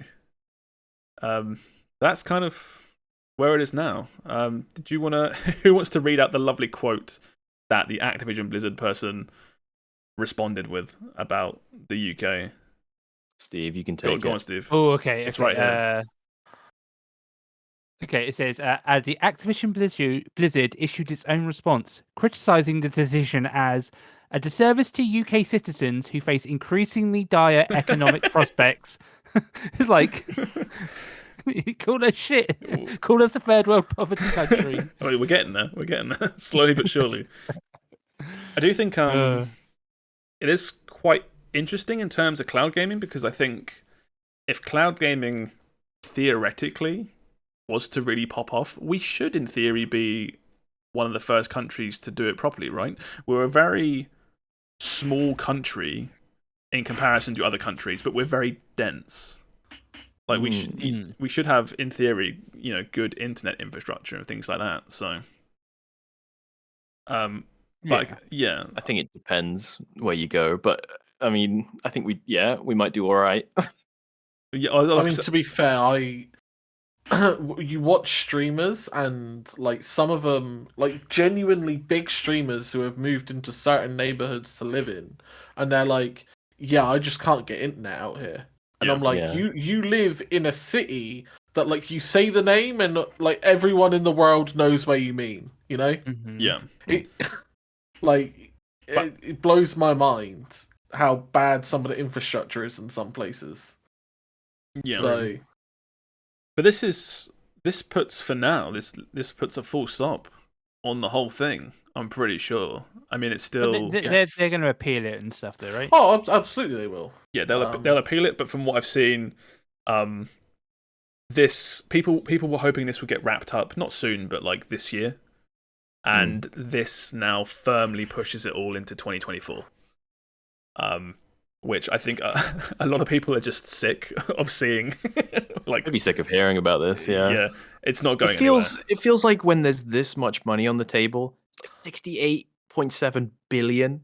Unfathomable amounts of money. This will get resolved one way or the other. There's just too much money. Like that's more than our economy's worth at this point, right? Sure. Wouldn't be surprised. I think that's how much a 6-pack of eggs costs now if you go to the supermarket. I think it was like instantly like Blizzard, like Microsoft bought well in the saying like we're buying Blizzard, and then they were like they moved in, they put all the furniture up, and they're like, look, we're basically they're gonna try their hardest. Oh yeah, they absolutely can. Yeah. But that's not the way the world works. That there are certain things that 68.7 billion is not a lot in the face of a country who is borrowing billions and up to trillions. You know what I mean? Isn't America in like literal trillions of debt or something? Yeah. It's like this is an unfathomable amount of money until you get on the scale of the, they've literally been blocked by a fucking country. Yeah. You know what I mean? Like, it's weird when you put it that way. It's kind of weird, isn't it? This business wants to buy other business, but country says no. It's like it's that amount of money. It's like the actual countries having to step in and be like, actually, this is probably a bad idea. Because I feel like it's interesting watching this from the outside. I feel like short term, this is really good. You start getting cool. Oh my god, Diablo 4 on Game Pass, fucking sick. But like long term, this is probably really bad, right? Like. Yeah. We'll see how it plays out. But yeah, that's... Well, again, it feels like one of those things, again, where it's like you're just one person, right? You're like an ant watching these Goliaths doing what they're doing, and you can't really do anything except watch. Yeah, absolutely. Yeah. But yeah, so as of right now, I as soon as I saw this, I was like, I feel like I saw this right when it went live, and it had... no comments or anything, and I was like, "Hang on, this is like massive. This is like going to be the biggest news for a while." I'm hoping it's just like they're just waiting for Bobby Kotick to leave, and then they're like, "Oh, yep, now we'll go through, so he can't claim that as his legacy." Yeah, if you hate Bobby Kotick, i.e., most people, this is great news. Most normal people, yeah. This is great news because he doesn't get his payout unless this goes through. Mm-hmm. But then he stays on at the head of Activision, right? Yeah, but it's like lesser of two evils, right? I think he just wants... We'll put up with you if you don't get... I think getting revenge on Bobby Kotick, I think the ship has sailed. I don't think... He's already won. We're like, haha, he only made $8 billion this year. let me have this, okay? All right, next news. You've got... This one is quite funny. Cliff Blazinski calls on Nexon to revive his closed FPS LawBreakers. Oh, Cliffy, let it go. The best thing about this is he doesn't want to make it. He just wants to be a consultant. So he doesn't actually want to really do anything. He just wants LawBreakers revived. Why? I mean, I guess that's pretty on brand for Cliffy B, but like, his passion project is this really shitty like, hero shooter. I literally feel like it's probably like look, it's 6 people on Twitter being like, bring back LawBreakers, and he's like, the people have spoken. Yeah, but he's like, look, the LawBreakers story has to be told. Okay, this isn't the end; it has to get made. I don't want to do it, but somebody's going to carry that torch. My life's work of this dude on the screen here. You can see with weird fucking bug antennae coming out of his face. I was gonna say, it's baffling how he's like, oh yeah, Nexon are doing nothing right now. Like, let's bring back this mediocre game. How do we combine Dark and Darker with LawBreakers at Nexon? They're taking him to court, and so he's like going to break the law. And no, I mean you're talking about how do we combine the stories. I mean, how do we physically combine the games? Make some weird spin-off. But yeah, he's for some reason. Is it happening? Are we getting LawBreakers? Because do you remember that? Do you remember that MOBA Paragons? Oh yeah. That came back, right? It came out and died almost immediately, but it came back, and I feel like if Paragons can come back, I feel like nothing is off the table. I feel like LawBreakers. There's a way back for LawBreakers. I think the best thing that came from Paragon is that all the assets were given away for free in the Unreal Engine to dick around with. Yeah, it's the best thing that came from that. Yeah, he's telling fans to like stay tuned, as in like nothing's gonna happen. There's no way LawBreakers is coming back. I will eat a hat live on this podcast if fucking LawBreakers gets a revival game. I was going to say, of all the games that die, why is it always the mediocre ones that like, bring it back? And it's like, no, there are other games, like, give me Dawnbreakers. There was that shooter that was close to Paladins with like a mushroom dude. I can't remember what it was called. You guys remember I think you just named like 2 mediocre games, Steve. No, but I liked them, so they weren't. Why is it only mediocre games that want to come back? Or more mediocre games? Yeah, where's my Realm Royale reboot? You know, that's still going, isn't it? No, it's not. No, surely not. Are you talking about Battle Right? Spellbound? Is that a game? Realm Royale. Realm Royale. No, the one Steve was talking about. Oh, right, okay. Oh, Battle Right, yes, it was Battle Right, yes. Was it Battle Right? Okay. Yeah, that was the weird League of Legends one. League of Legends Battle Royale game, right? Wasn't that the weird one that killed itself, where it was like it was ticking along pretty good, and then they tried to make it a Battle Royale, and then everyone was like, no? Yeah. Actually, no. And then everyone just left. No, thank you. Wait, no, yeah, I don't know. There's so many games that all have Battleborn? Are you thinking of Battleborn? Battleborn, maybe, yeah. Battle Right was the arena, like League of Legends. Battleborn was the shooter, which is what I was talking about. Yeah, Rick said Battle Right's the one that was 3v3 without minions, just like League of Legends team fights. Mm-hmm. Yeah, and then they did that one into they made a separate game, which was a Battle Royale. Yeah. You're thinking of Battleborn, the Gearbox, Randy Pitchford. That one, yeah, I like that one. Pseudo MOBA. Oh, now I know what you mean. Mushroom Guy. Yeah, it had a mushroom guy in it. Yeah, Mushroom Guy. Mushroom Guy. Yeah. Favorite Mushroom Guy. Favorite MOBA character. They're in right now because of the Mario movie. Yeah, you know, everyone loves Mushroom Battleborn was another one that somehow killed itself because they compared themselves to Overwatch for no reason. And then they launched in the same like month, didn't they? Or the same week or something? Or actually I might be making that up. But yeah. It felt like Battleborn was like an inch tall and Overwatch was just like a normal person, and Battleborn's down there, you know, an inch off the floor, like, yeah, fight me. And then, it was like a really Aggie terrier or something. And then Overwatch didn't even flinch. It just kept walking and just completely crushed it underfoot and just carried on. It's like, you didn't have to fight Overwatch, dude. You just moved out the way. Yeah, they were both May 2016. Ridiculous. Such a great story, though. Look forward to LawBreakers coming back soon. Exclusive to the... Did anyone here play LawBreakers? No. Shit game. That was the one where they had like, it was anti-gravity or there was, or grappling was like, there was a big Yeah, movement. very floaty combat. Yeah. It's like a movement shooter. $30. No, that's $60 only multiplayer only bullcrap. I've seen too many fucking TikToks to even look at movement shooters anymore. Of the fucking, like the movement kids, which do their like wiggle, slide, jump, shoot, reload, slide, like look left, look right, lean left, lean right, like those TikToks. You're just describing Warzone. Sam. You're just describing Warzone. Yeah, it primarily is in Warzone, and like not so much in Apex, but they still kind of do it in Apex. I'm gonna here's the spoiler, Sam. We were doing that shit in like Call of Duty 4. No. I don't think you understand like the level of like Adderall it's at now. These movement shooters are on. We were doing that shit in like Quake and games like that. It's not. I was rocket jumping and doing weird shit in TF2. These kids don't know. These kids have never played Scout.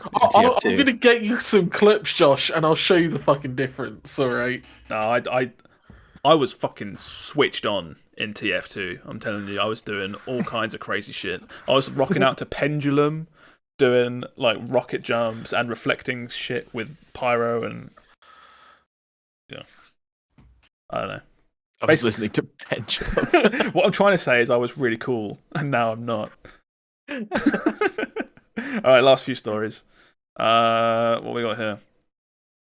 Xbox Series X and S sales struggle as Microsoft reports game revenues down 4%. More Microsoft news about how it's just. I'll be surprised. I mean, it's kind of no games. That's what I was going to say. It's just we're at that point where honestly, there's just no at games. this point, exclusive at games. this point, I would say increase the price of Xbox. Just give it Game Pass for free. Honestly, the console. Well, they do, don't they? Do they? Basically. Wait, maybe not. I swear Xbox, every time I see Series X's or S's, they're bundled with like 3 years of Game Pass or something. Just have Game Pass for life. Fuck it. Yeah. I think the issue is still the Xbox brand.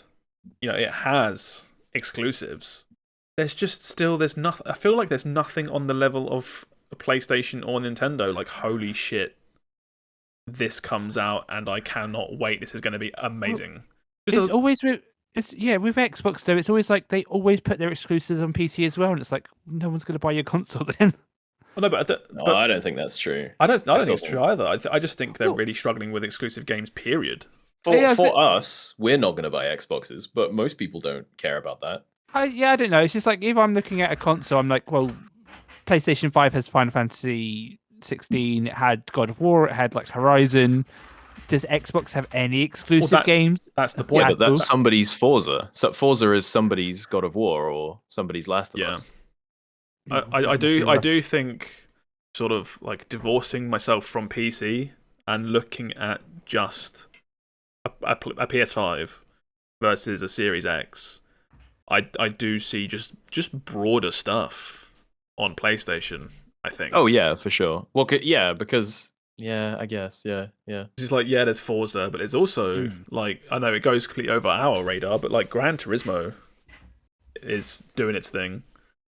That's still a thing. All the FIFA games are, at least in the UK, they're predominantly PlayStation brand, even though they're on multiple consoles. It feels like a very PlayStation thing. I don't know. Might just be like a culture thing. Yeah, maybe. But it's just, I think it's just it is. You are right. It's just they don't have their big. They haven't had a big system seller in a really, really long time. Like the games like Gears 5 was good. Forza's are good, but they're like known properties almost. They're not.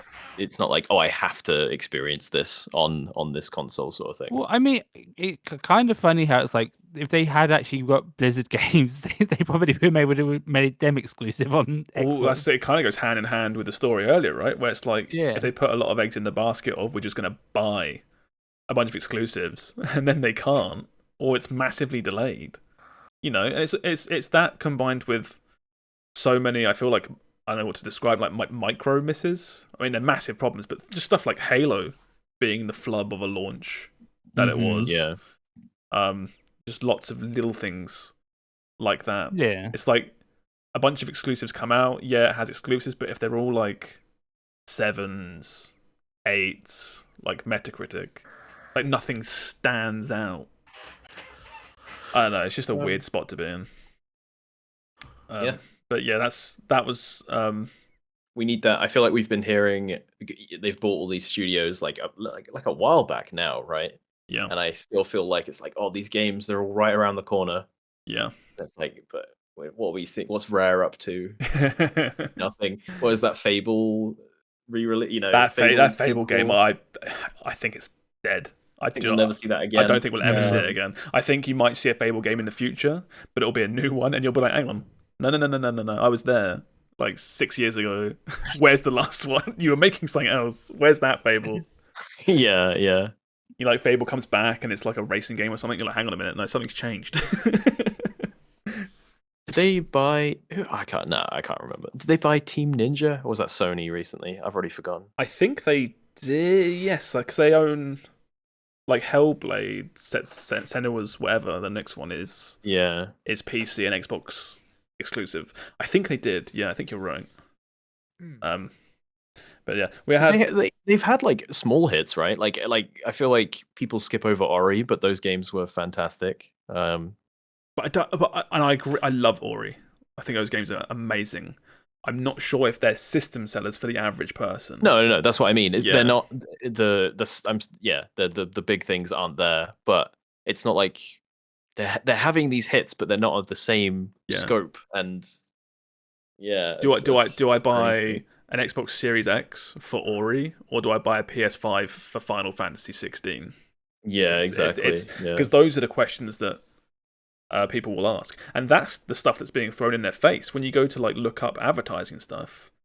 You're like, okay, give me a reason why to buy a PS5, and you'll be, you get ads of Horizon, of God of War, of Last of Us, of Final Fantasy, and Xbox is like, there's Forza and a some other stuff, but maybe not as compelling as as PlayStation.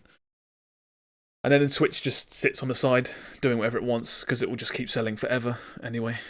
I guess the good thing for us as PC gamers is we kind of win either way. Yes, yeah. Because we seem to just sort of be getting everything at the moment, apart from Nintendo. Well, we win until we need to buy a new graphics card, and then it's like, oh, that console's and then we lose. Yeah. We're actually, this is kind of like off the side a little bit, but it's getting to that point now where PC gaming was a while ago, where PC gaming's been comfortable for a while, where games just kind of worked because they were all running on PS4 hardware, right?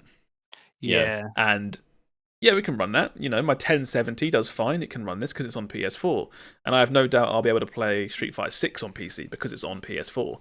But there's a whole bunch of games coming out now, current gen exclusive, like Redfall and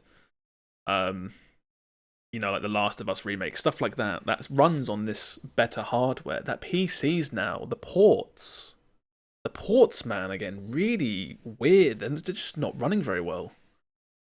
Like Callisto Protocol being ass, Redfall being locked to 30 on consoles, that doesn't bode well for people. Like stuff like that. And then I was reading today that apparently the new Star Wars Jedi Survivor, again, it's just really iffy on PC.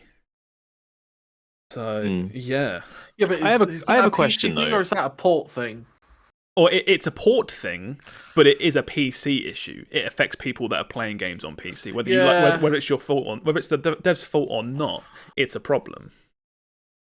I have a question though about specifically because I read that story. I don't know if that came up, but the thing about Redfall being locked 30, aren't most console games still 30?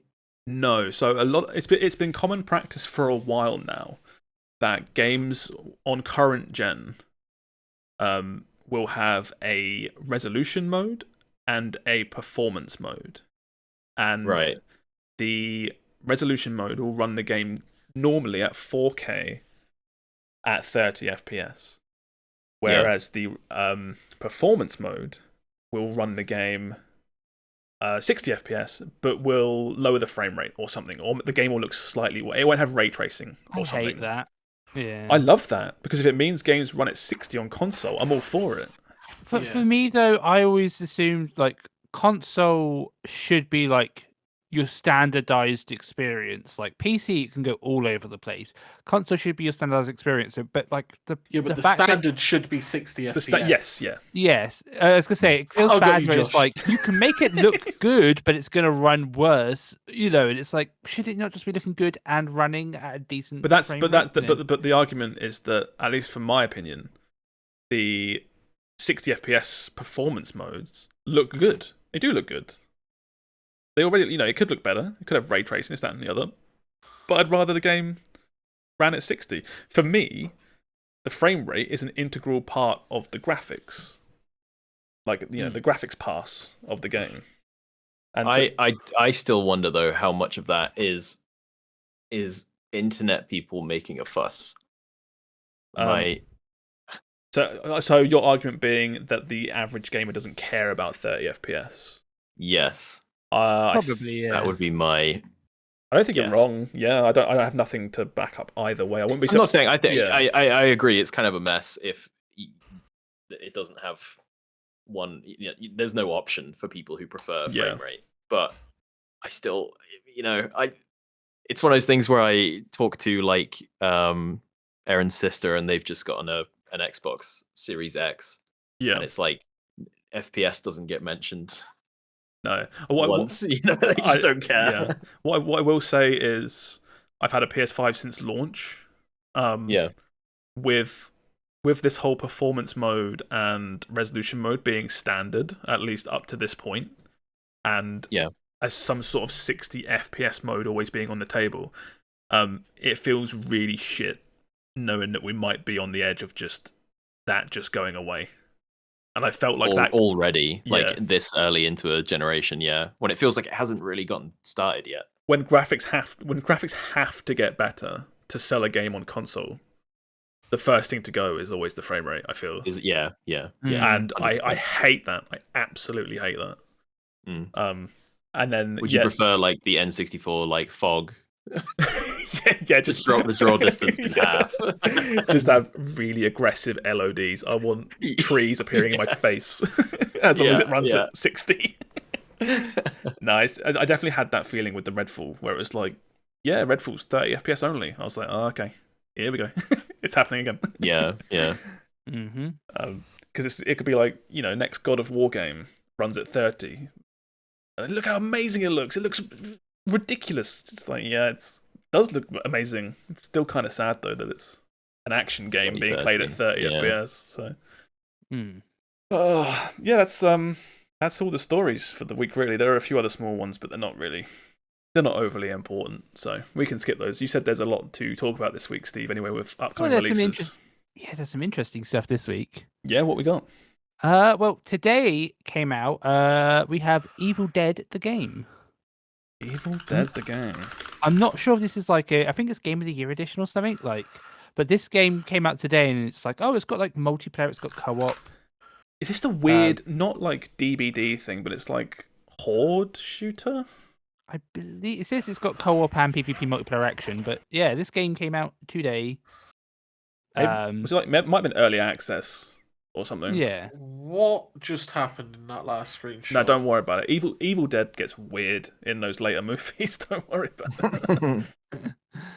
Yeah, I don't know much about Evil Dead, but I was like, oh yeah, this is a a new movie just came out. Yes, apparently. People saying it's good. I'm not sure. It's got the woman, the mum in that movie has the fucking horrible, freaky smile. I hate it. I hate that. I hate the poster. It looks horrible, like horrific, like scary. I don't like it. But yeah, this game is out right now, so you can get it today. Good offer as well if you're into it. 34% on launch. It's not bad. 34% off. I mean, £17.15. Yeah. Okay. So on tomorrow, 27th, we have The Creepy Syndrome. This game is 7 pixel art horror game stories, like all in different styles, all in one game. Oh, this sounds cool. Yeah. It's like all told by like a therapist, and it's like in a therapist office, and like you have different like 8-bit, 1-bit Game Boy styles. Oh, this looks cool.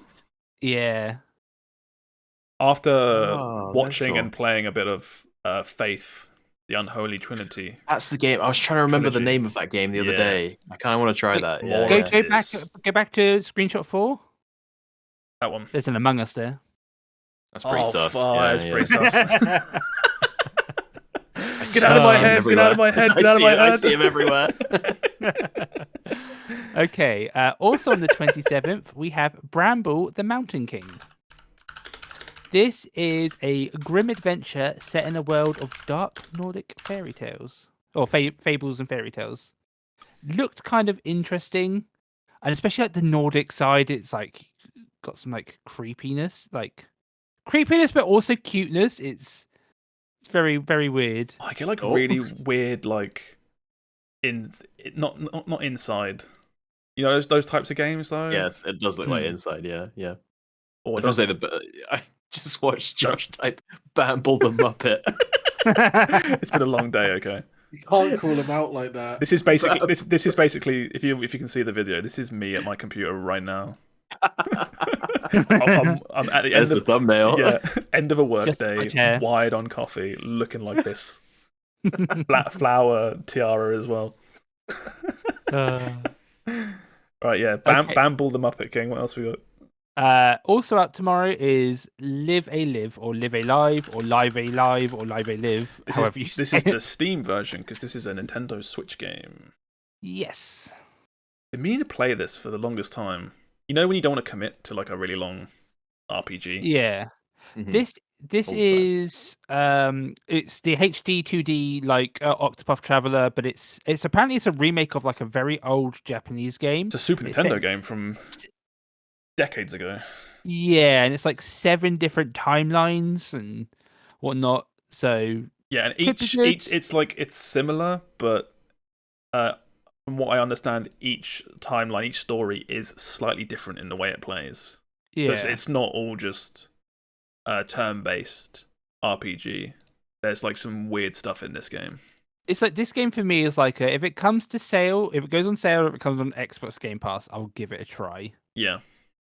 For me, it's like it's less to do with like a sale, but it's one of those games where it just sits there, and one day, if I'm like, I've got a chunk of time and just want to get into something, I think this will be a really good game to hop into. Okay, next game we have is Josh's favorite game. It is Benedict Cumberbatch faces the last Fox. Case. The last case of Benedict Fox. I'm gonna put the last case of Ben. There we go. That worked. I can't get called out for spelling Benedict wrong that way. I didn't really look up to this one much because I knew that you were very excited for this one, so I thought you could. I don't know if I am excited. I just love the name. Is that it? Is that literally it? I just love calling it like. What do I call it? I call it like the final case of Benedict Cumberbatch or something. Yeah. It looks a Game Pass joint. It is. Yeah, this is day one Game Pass. Nice. It just looks like a fucking weird / cool Metroidvania with really nice art and tentacles. It's like what's the word? Not Cthulhu. What's the Lovecraftian? That's what I'm thinking of. Yes. Looks very Lovecraftian. Yeah. My issue with this genre now, like full stop, is every time I play a Metroidvania, I just get that feeling of like, oh, I've done this like a trillion times. I don't get it with any other genre, but every time I play a Metroidvania, I'm like, oh, another one. Why am I playing another one? Okay. Also, this one I'm not sure if it's going to be big news or not, but also tomorrow we also have RPG Maker Unite, which is RPG Maker for the Unity 4 engine or something. So I wasn't sure if this was going to be like a big, like there's always a bunch of RPG Maker games, but I wasn't sure if this was like a big news or not. Like I don't know. This is what all your favorite adult games on Steam are made in, Steve. I don't play adult games on Steam. I played them on AGS. No. But yeah, I don't know if this is going to be big news or not. I was just like, oh, new RPG Maker. There's always like a slew of RPG Maker games on Steam and stuff. So I'm shocked that RPG Maker is still relevant in an age where there is so much documentation for like Unity and Unreal Engine. Like, I'm glad other engines exist, but I'm surprised it hasn't been like muscled out, if that makes sense. Wasn't one of the RPG makers on Nintendo 3DS? I wouldn't be surprised.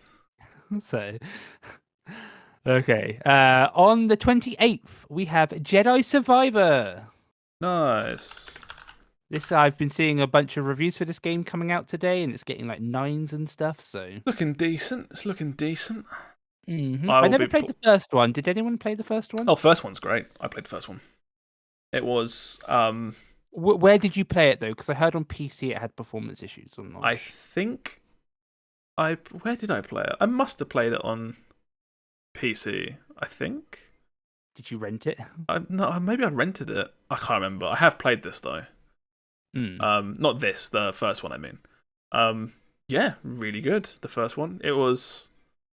You're gonna like this, Steve. It was the Dark Souls of Star Wars games. Oh my god! Oh, I love saying that. Not that it was not that it was really hard, but we're done. It's the close. It's the closest thing to probably compare it to. How were we at? 64. Oh, we had a good run.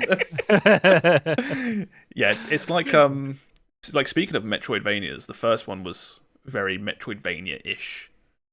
Oh, okay. Where you not as like obvious as a Metroidvania. You know, it's like purple door, blue door, green door, but it was like as you went through, you got new abilities that you could then go back to other areas. And I think the first game was set areas that were kind of linear, but you could sort of venture around. Whereas this new one, I think, is big zones. Yeah. So more open world ish. It's weird that the least exciting part of this game to me is the Star Wars part, which I never thought I would be like. I never thought that's where I'd be at with Star Wars. You know what I mean? Yeah, I completely. I'm like, I know this was. I loved the first game of this, but there's been so much naff Star Wars between the last one of these and this one that I'm like, I just don't care. I don't care about lightsabers anymore. No, I completely agree, because we were talking. Maybe like last week or somewhere else, about how I'm completely out on Star Wars. Like, I just don't care. Yeah. But I'm really excited for this, because you should watch Andor though. I should watch. Yeah, every single Andor fan. Watch Andor. There are only two types of people, Josh: Andor fans and people who haven't watched it yet. Okay. But yeah, I love the first game so much that I just want to play this, because lightsabers are still cool, but. First game is good. Why would the second one not be? I saw a YouTube short of the actor for this game basically going crazy at like a panel demanding that they added the character have a poncho. And he seemed like, I think it was a bit, but like he seemed really obsessed with this character having a poncho. So I assume there's going to be a poncho in this game. All I know about... He had, that's the joke.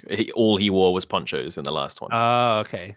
I know that in this game, you can customize the main character. I have seen so many. It looks so fucking weird. I don't know why they've done it. I do not get it. It seems like it's like it's Dominic. No, not Dominic Moynihan. That's the Hobbit. What's Benedict his name? Cumberbatch. Benedict Cumberbatch. It's obviously him in mocap, and then it's like you can customize him, and they scroll through like 3 beards, and I'm like, but I'm not customizing my character. I'm just giving him a beard. Like, it's still just him. It's really confusing to me, because I feel like no one people are obsessed with. No one was asking for customization in the first game. Like, am I going crazy? I remember like I was like, I wish there was more cool Star Wars gear in that game, because all it was like sort of different shades of poncho, right? What I didn't care about was the haircut of the main character. Yeah. I did not give a shit. I wasn't like Star Wars, The Last Jedi, or whatever the game was called. This game is really cool, but you know what it needs? The main character needs a mullet.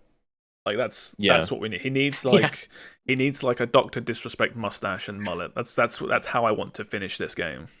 Yeah, yeah. It's really weird to me, because I think it was the last trailer, but the trailer before, where they showed the customization. My response was, I was just like, okay. Like, I'm not like, oh, sold. you got me. I wasn't sure, but now I can give him a goatee. Like, fucking yes, man.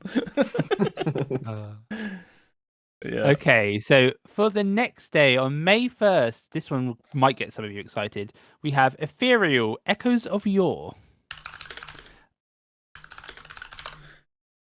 This is a MMO that basically looks like RuneScape. I saw my brother had this on his wish list, and I was like, "Oh, okay." He never puts things on his wish list, so I think doesn't Matt put a ton of stuff on his wish list? Jesus Christ! Yeah. Oh, Steve's just adding Warcraft custom games, Warcraft 3 custom games to the list now. Is he? Okay. Steve, what the fuck is this, man? I'm not sure. It's literally because my brother never adds anything to his wish list, and I saw that he added this, so I was like, "Oh, okay." Steve's like, there's a lot of games coming out. Can we have a little longer section tonight about upcoming games? Of course you can, Steve. You've got some good stuff coming out. Absolutely. I have to talk about Ethereal. and then you bring out this shit. You guys like RuneScape? I love RuneScape. This is RuneScape, somewhat. It's like RuneScape and Minecraft had some like freaky looking child that they threw in a bin and then grew up on its own. This is more like Albion Online. Okay. The grid-based shit. Those weirdos that play Albion Online. Oh, okay. Well, moving on then, we have also on May 1st, we have a game called Arto. How do you spell that? Just ARTO? Yes. This is an open world action adventure game with like a bunch of different art styles. Like you go through the screenshots and you're like, is this like 7 different games? But it's very like you move around and you like paint the world, sort of like, is it Paper Mario? One of the Paper Marios. There was a duck game where you went around and inked the world. You're thinking of The Last Swan. That's the one. Unfinished Swan. Oh shit! I was so confident as well. You were so close. I was so close. I only got it because you got it wrong. Yeah, The Unfinished Swan. Oh, this looks kind of cool. There's like just a bunch. That's what I was like. The theme of this week seems to be like games with different art styles and different like things. I was like, oh, this looks like it could be just like a cool little game, especially where it's like a bunch of different styles. I'm like, I always appreciate the games where they do different styles because I'm like, usually people like I'm like they'll be like, oh, I'm a pixel artist, so. But when they have like multiple different styles, I'm like, oh, okay, they put some effort into this. Yeah, looks alright. Okay, on May 2nd, we have Showgunners. This game, literally, I put in because it is an XCOM-like. Wait, what? Steam Workshop? Not sure. Oh, Shotgun. Oh, like show is in like a show. Yeah, okay, that's what I did. Yeah, there we go. I did it as in like Shogun. Yeah, this is finally an XCOM-like. Oh, finally. The joke's come full circle. Yeah. Oh, no. Is that pains of it looks good or it looks bad? I'll let you decide. Good. Nah, XCOM games do nothing for me. I'm not sure. I don't play XCOM games, so other than Mario Rabbids. Yeah. Okay, next one on the list is the big one. We have May 2nd. We have Redfall. Oh, hey, finally here we can figure out whether or not this is any good. I'm gonna boot this game. It's gonna default to medium graphics, and it's gonna run at like 30 FPS with screen tearing, and I'm gonna go, oh no. I was gonna say I on stream watched the one IGN preview for this, and I'm not sure if it was like a Cuphead thing where the people playing the game were just like, I've heard of this, yeah, but it looked absolutely shockingly bad for a game, and I was like, but the people look like they don't have a clue what they're doing. I've also I had the same thing. I had the same reaction. Yeah. I've also seen in certain trailers, like the AI will just for some reason it looks like it just stands still, and I'm like the closer this gets. Obviously, it's really close now, but the closer this has gotten over time, I've gotten less confident.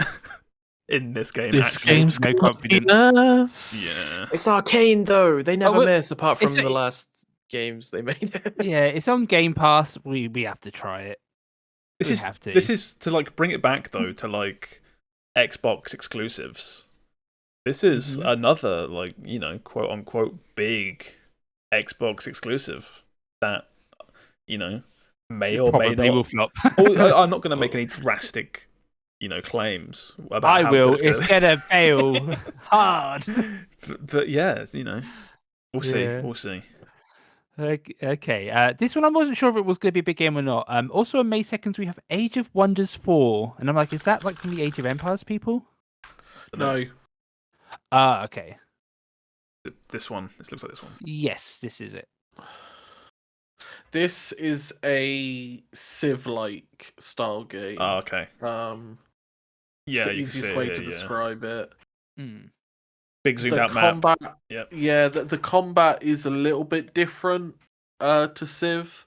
Like, you still have the units on the world, but then when they collide, you have like your army versus their army and like grid combat. I was gonna say, it kind of looks like it goes from like Civ combat to then like what are those games? Might and Magic. Yeah. That could be. I reckon this is cool. Yeah, this will get a certain audience, I think, for sure. Certain people will love this kind of thing. Yeah. Not for me personally, but it's just always fallen behind Total War. These games. Okay. Is this like strategy gameplay not different to Total War? Total War's more real time, right? Total War's combat is, yes. Yeah, that's what I mean. Yeah. Yeah. Total War is real time combat. Yeah. Whereas is this not like sort of? Is this real time? No, the combat in Age of Wonders is turn based. Right. Okay. But it's still basically the same, just on a much smaller scale. Yeah. I like the colours. It's very saturated game. I quite like that. It's nice. Cool. Okay, and then the final game, which this is the one which I think could be a sleeper hit. This is Super Dungeon Maker. This looks like Mario Maker, but if it was for Zelda dungeons, like Zelda Game Boy dungeons. Oh, someone finally did it. Someone finally did it. It's taken this long. Oh, I see what you mean. Yeah, it looks very. I'm like, oh, this is kind of what I've been wanting. Is like, yeah, Mario levels aren't like, I'm like okay with it, but like, give me like a Game Boy Zelda Dungeon Maker, and I'm like, oh, yes. This looks cool. Like, yeah, I'm like, if this could be very good, especially since like Meet Your Maker's kind of been like fun. I feel like the issue with like custom Zelda dungeons is always it's almost like a design problem where Zelda dungeons are you go in, you can do some stuff, but not all of it until you get a new gameplay mechanic. Yeah. Which allows you to then finish the dungeon, and then it culminates at a boss using that item or mechanic. Whereas I guess you can't really do that. I haven't looked too much into this, but maybe you can. My fear for this game is like casual players that will play this will be like, oh, this is cool, but the dungeons aren't as good as Zelda. Yeah. And then obviously the people that stick around and play it will make some crazy levels, but I don't know. Maybe I'm just being really pessimistic. But yeah, I mean, well, we'll have to see. Like, it depends on how deep it goes. Yeah. It looks really cool though. I love the art style. Yeah, I'm a sucker for pixel art. Yeah, it looks like it's not like exactly the same, but it reminds me of like Minish Cap. Yes, very much. Which is vibes. One of my favorite looking Zelda games. Just gut instinct with this is like, this looks so good, and I just don't actually know who it's for. It's for the people who wanted like. They're people who have wanted like Zelda make Zelda Maker basically, and they try to do it in the what's that game?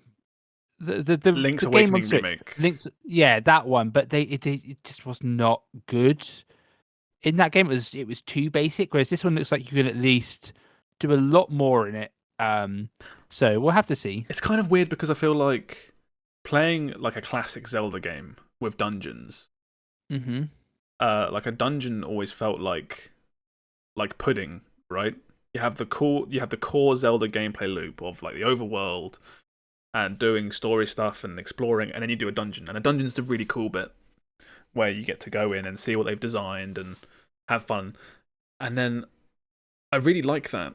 but I don't know how I would feel about having nothing but pudding over and over and over again. Yeah. That's a really weird. It's a weird analogy, but I hope that makes sense. It's like especially like dungeons divorced of any kind of Zelda overworld or sense of progression. It looks like there is some kind of meta thing here. So I might have to look into it a bit more. But it looks like this is maybe like a village. Apparently, how Meet Your Maker has a hub, doesn't it? This looks like that. Well, that could be cool. Apparently, this game is out in early access now, but it's like a full release will be on May 3rd. So. Okay. Yeah. No, yeah, I keep an eye on it. It looks cool. If it's ever at a decent price, might be a cool little pickup. Stick it on the wish list. Mm-hmm. The highest honor I can give something without actually buying it. Then you get the email being like, it's on 99% off, and I'm like, but it could be 99.9%. Yeah, I don't know, man. 10p. I'll see if I've got any badges to sell so I can buy this game. Is that it then?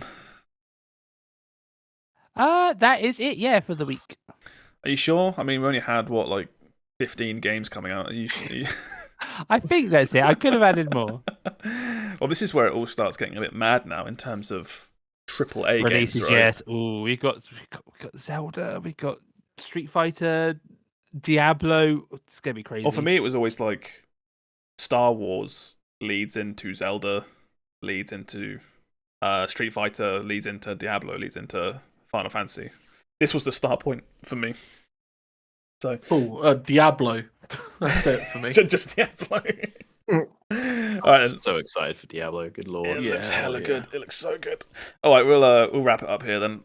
I don't think there's anything else to really talk about, so we'll call it. Thank you for listening, everybody. Hope you've all had fun. This has been another good episode, so glad having you here. We'll do our socials and we will get out of here. My name is BottlerWorks on everything, so hit me up if you want to chat. How about you, Will? I am Olivemeister. Just don't hit me up. Leave me the fuck alone. Just leave me out. And Steve. I am Quikwix on everything. You can hit me up and I will talk with you and then pester you to play games with me. So. And Sam. Yeah, I'm still Sam. He's still Sam. Bye, everybody. Bye. Goodbye.